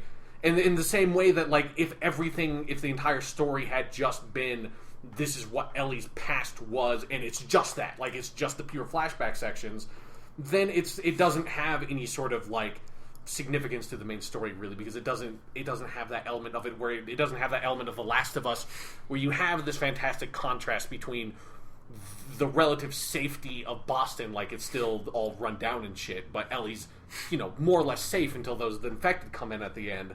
Whereas in, like, the section when you're in the hospital in the present day or whatever, that's, like, always very tense because Ellie could be killed at any moment, and it's desolate, and it's run down in a way that's even way more, it's like everything's desolate and run down. But I'd much rather be in the mall in Boston than the mall in Colorado, And so there's an element to that I think, like, you need to have played The Last of Us more or less to be able to play Left Behind, just in terms of, like, the difficulty curve. One of the things I like about Last of Us Left Behind is that it's almost a short story.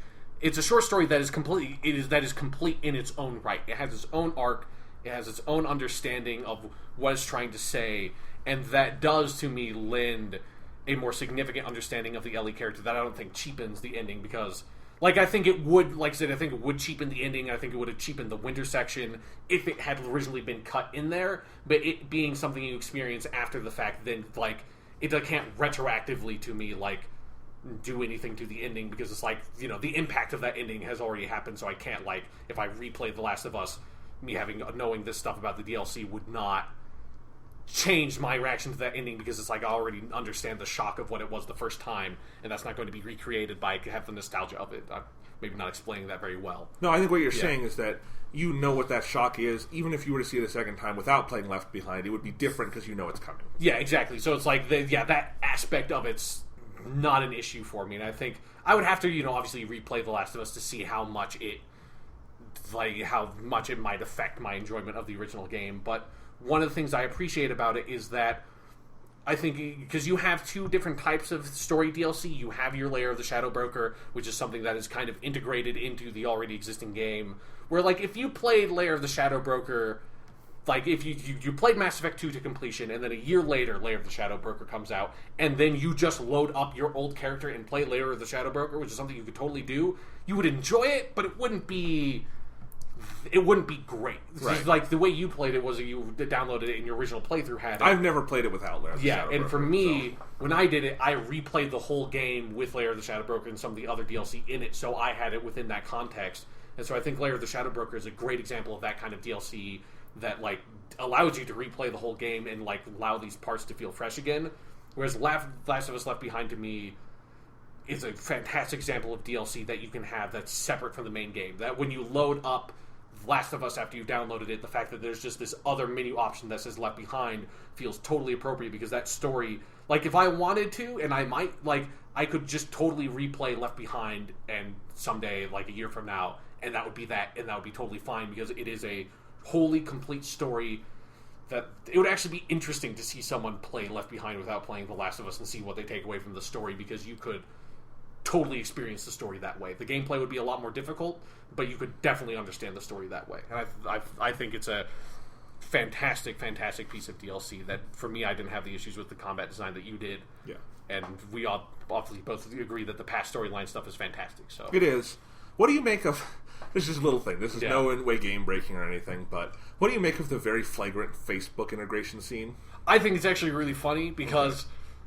Just, like, because of the fact that the characters actually acknowledge it. Like, if the characters had not said anything, then it would have felt really cheap. But the fact that the characters are like, what the fuck is the Facebook? Like, what is the internet? Because they would have no idea. I found that actually really funny. I thought that, it's funny. Yeah, that whole photo booth section I thought was really hilarious. Especially, like, I replayed that section, like, just to see all the poses. Or I did not replay, but, like, reloaded, like, the menu on the photo booth to keep on seeing, like, what all the poses were, because some of those were so funny. They were. And no, it's a good scene, and it's on my Facebook wall now, so so that was funny. But no, just wanted to ask about that. And I agree with it. The standalone side of it is good, but I also kind of wonder, I feel like the arc of this game for me, especially on the present day side of things, and I understand that overall it creates a different concept of, you do have this understanding at the end of, part of why Ellie fights as hard as she does for Joel is because she has these past experiences. But again, I feel like that last scene where she's riding out with Joel in the winter, and it's like, oh man, she's working really hard for him. I've gotten that before. That's the winter section to me. That's something that is really powerful in The Last of Us. This felt like a retread of a lot of those familiar themes. It's recontextualized a little bit, and that recontextualization is interesting, but I don't know if it's enough to fully justify that. For me, like, I think they're two... I don't think it's retreading the same ground, because in the original Last of Us, you get the sense that Ellie is... Like, you don't have any of the context of the Riley stuff, because it has not come up yet. So it's like, all you kind of understand is that Ellie's working for Joel because Joel has been with her all along, and you don't because you don't really have any knowledge of Ellie's past. Like, the examples you get of Ellie's past is in the Winter section if you look at, like, the letter she has from her mom, and you look at Riley's medallion. And so I think this tells a totally different story to me, that it is not retreading the same ground at all, I think. Well, I definitely think one of the interesting and nice things about this is that The Last of Us, as important as Ellie is, The Last of Us is absolutely Joel's story. Yeah. And it's his point of view, and it's about that father-daughter relationship, that, what this is for him, for Ellie, all of that. Yeah. And having this, 2-3 hour experience that is devoid of Joel. Yeah. Where he is a background element, and he is important thematically in so much as you are working to save him. Yeah. But other than that, it is about Ellie and her point of view and her life. It is very interesting, because you don't, as much as Joel's a part of it, you aren't always thinking about him in the way you are. Like, when the winter section starts in Last of Us, you're like, what the fuck happened to Joel? Is Joel dead? Like, where is he? Yeah. So, yeah, definitely that difference in perspective is nice and makes this feel like it has the proper amount of weight. Yeah. But yeah. So I don't know. I only played this last night. I still would like it to sit with me a little longer. Yeah, because I played it a couple of days ago, like 3 days ago. So I would still recommend it. I do think $15 is 15. Silly. It should be $10 at the most expensive. Yeah, definitely. Like 15 is pushing it. 15 is way too much, especially now where I just expect something else out of $15 when I'm buying games, because most of the time I am not paying $60 for a full game experience. It's like 15 to me so often means it can be an indie game that is similar to this length, but it's different in so much as that's a full game. Yeah. This is a add-on to another game. Yeah. When I'm buying games on Steam, I'm paying $15 and getting a full game. Oftentimes on Sony PSN sales, when I'm buying games for PS3 or Vita or something, I pay, my $8.99, and it's an older game, but I've got, 30 hours of gameplay ahead of me or something. So I just think, gaming pricing and the price model having shift, $15 means something different than a Left Behind, and that's not taking anything away from what Left Behind does creatively. Yeah. It's just, that's what we price DLC at, and we probably shouldn't. Yeah, it's most DLC is too expensive, and this is definitely an example of that. But Yeah. it's not. At least it's not outrageously too expensive. It's not like it's so too expensive that I would recommend getting it on a sale. Like, if you sound interested in it, I think $15 is. It's it is a high price, but from the amount of enjoyment I got from it, at least personally, I think it is a price worth paying. I guess I wouldn't say a fair price. It is a price worth paying. If it was $20 or fucking 25 or 30, that would be fucking insane. Like what Metal Gear Solid 5 is going to be soon. Exactly. The prequel. $15 is pushing the limit, but it's still within the limit, I guess. It irks me. It still irks me that I spent $15 on this, because it was only 2 hours, and I'm probably never going to play it again, or not for a really long time. But again, it's only $15 at the end of the day. What's that extra $5? I guess. Hopefully it goes so Naughty Dog can make more good stuff. Exactly. And definitely, The Last of Us Left Behind 2. And here's what really happened to Riley. Well, she comes back as a zombie, and you have to fight her. Yeah, so. What I think we should talk about here, too, is, do you think they will ever do any more Last of Us content at all, like story content, and do you want to see any more in this universe? I think there is. And they've basically said that there is a possibility that they will make a Last of Us 2.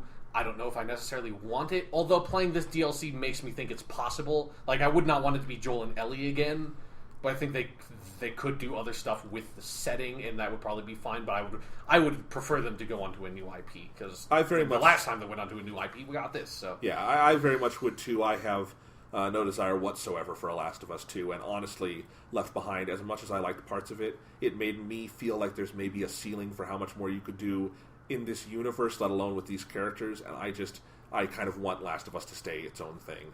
But honestly, also, it's just the side of their new IP was Last of Us. I'd like to see another. I'd much rather see them do something new. And maybe that's a good model for Naughty Dog, is that they can have the side of the team that makes new Uncharted games. The Uncharted, whatever, the gritty reboot or whatever the fuck this new Uncharted game is going to be. And no one's going to bemoan them for making more Uncharted, because everyone loves Uncharted. No problem with that. And it'll be fun to have a new one on next-gen it'll be consoles. interesting to see what a next-gen Uncharted game is going to be. Yeah, fuck, Nathan Drake will walk out of the TV or something. Nolan North will come play the game on the couch with you. That's how next-gen it is. Fuck yeah, that would be awesome. Fuck yeah, that's totally what it should be.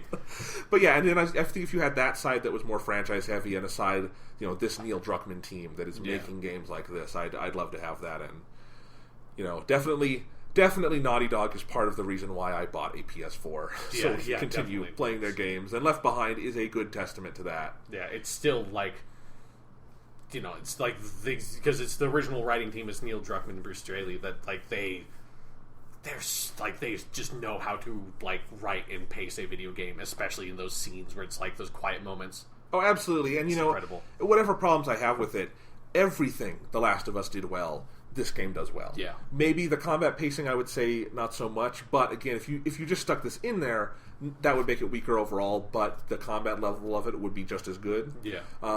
And definitely, I think, from a story side, there are things that I think they took some ideas that The Last of Us had, like how Ellie comments on things when you're walking through levels, and made what feels to me like a whole game out of it. Yeah. And I really like that side of it. So. And, more Ellie delivering shitty puns. That's great. That's great. Ashley Johnson can record an audiobook of that. Yeah, like that should seriously be like a weekly YouTube series. Is Ashley Johnson in character as Ellie with like other voice actors in their character from the universe with her, and she's reading them puns. Like that would be the greatest YouTube series of all time.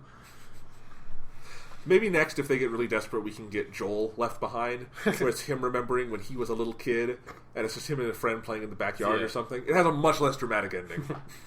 The other kid pees his pants or something. It's basically like the Last of Us version of The Sandlot or something. Yes. The past story. I would play the shit out of that. Like young Joel, but still voiced by Troy Baker, doing The Sandlot. How great would that be? Kind of like how, Ashley Johnson does not adjust her voice. Like Troy Baker's totally like... He's like... And he's not even like Joel at the beginning of the game with like before shit goes down. It's like grizzled-ass motherfucking Joel who's been through all this shit, Yes. As a little like 8-year-old kid playing baseball. That'd be awesome. Alright, so Naughty Dog, you get on that. Yeah. And we will see you guys next week for another show. What are we going to talk about? I don't know. What? There's nothing happening next week as far as I'm aware. We will figure something out. Maybe I'll play this Strider demo that I downloaded. Maybe we'll get the Thor 2 Blu-ray and just talk over it. I don't know. If we're really desperate. We've done worse podcasts. Actually, you know what? I think we'll have to pick that up, and there's a short film on the Thor 2 Blu-ray. Their new one-shot. I'll have to watch that and talk about it. Sure. And maybe we can... I have all the Blu-rays. They have the other one-shots. I don't know if you've ever seen those. Yeah, I haven't really. Maybe we can talk about some of those. That might actually be a nice mini topic. Okay. So anyway. That might happen. That might happen, might not. We'll see. Thor 2 is overpriced on Amazon right now, so we shall see. But... Yeah. Yeah. Next week on the weekly stuff. Maybe Marvel one-shots. Who knows?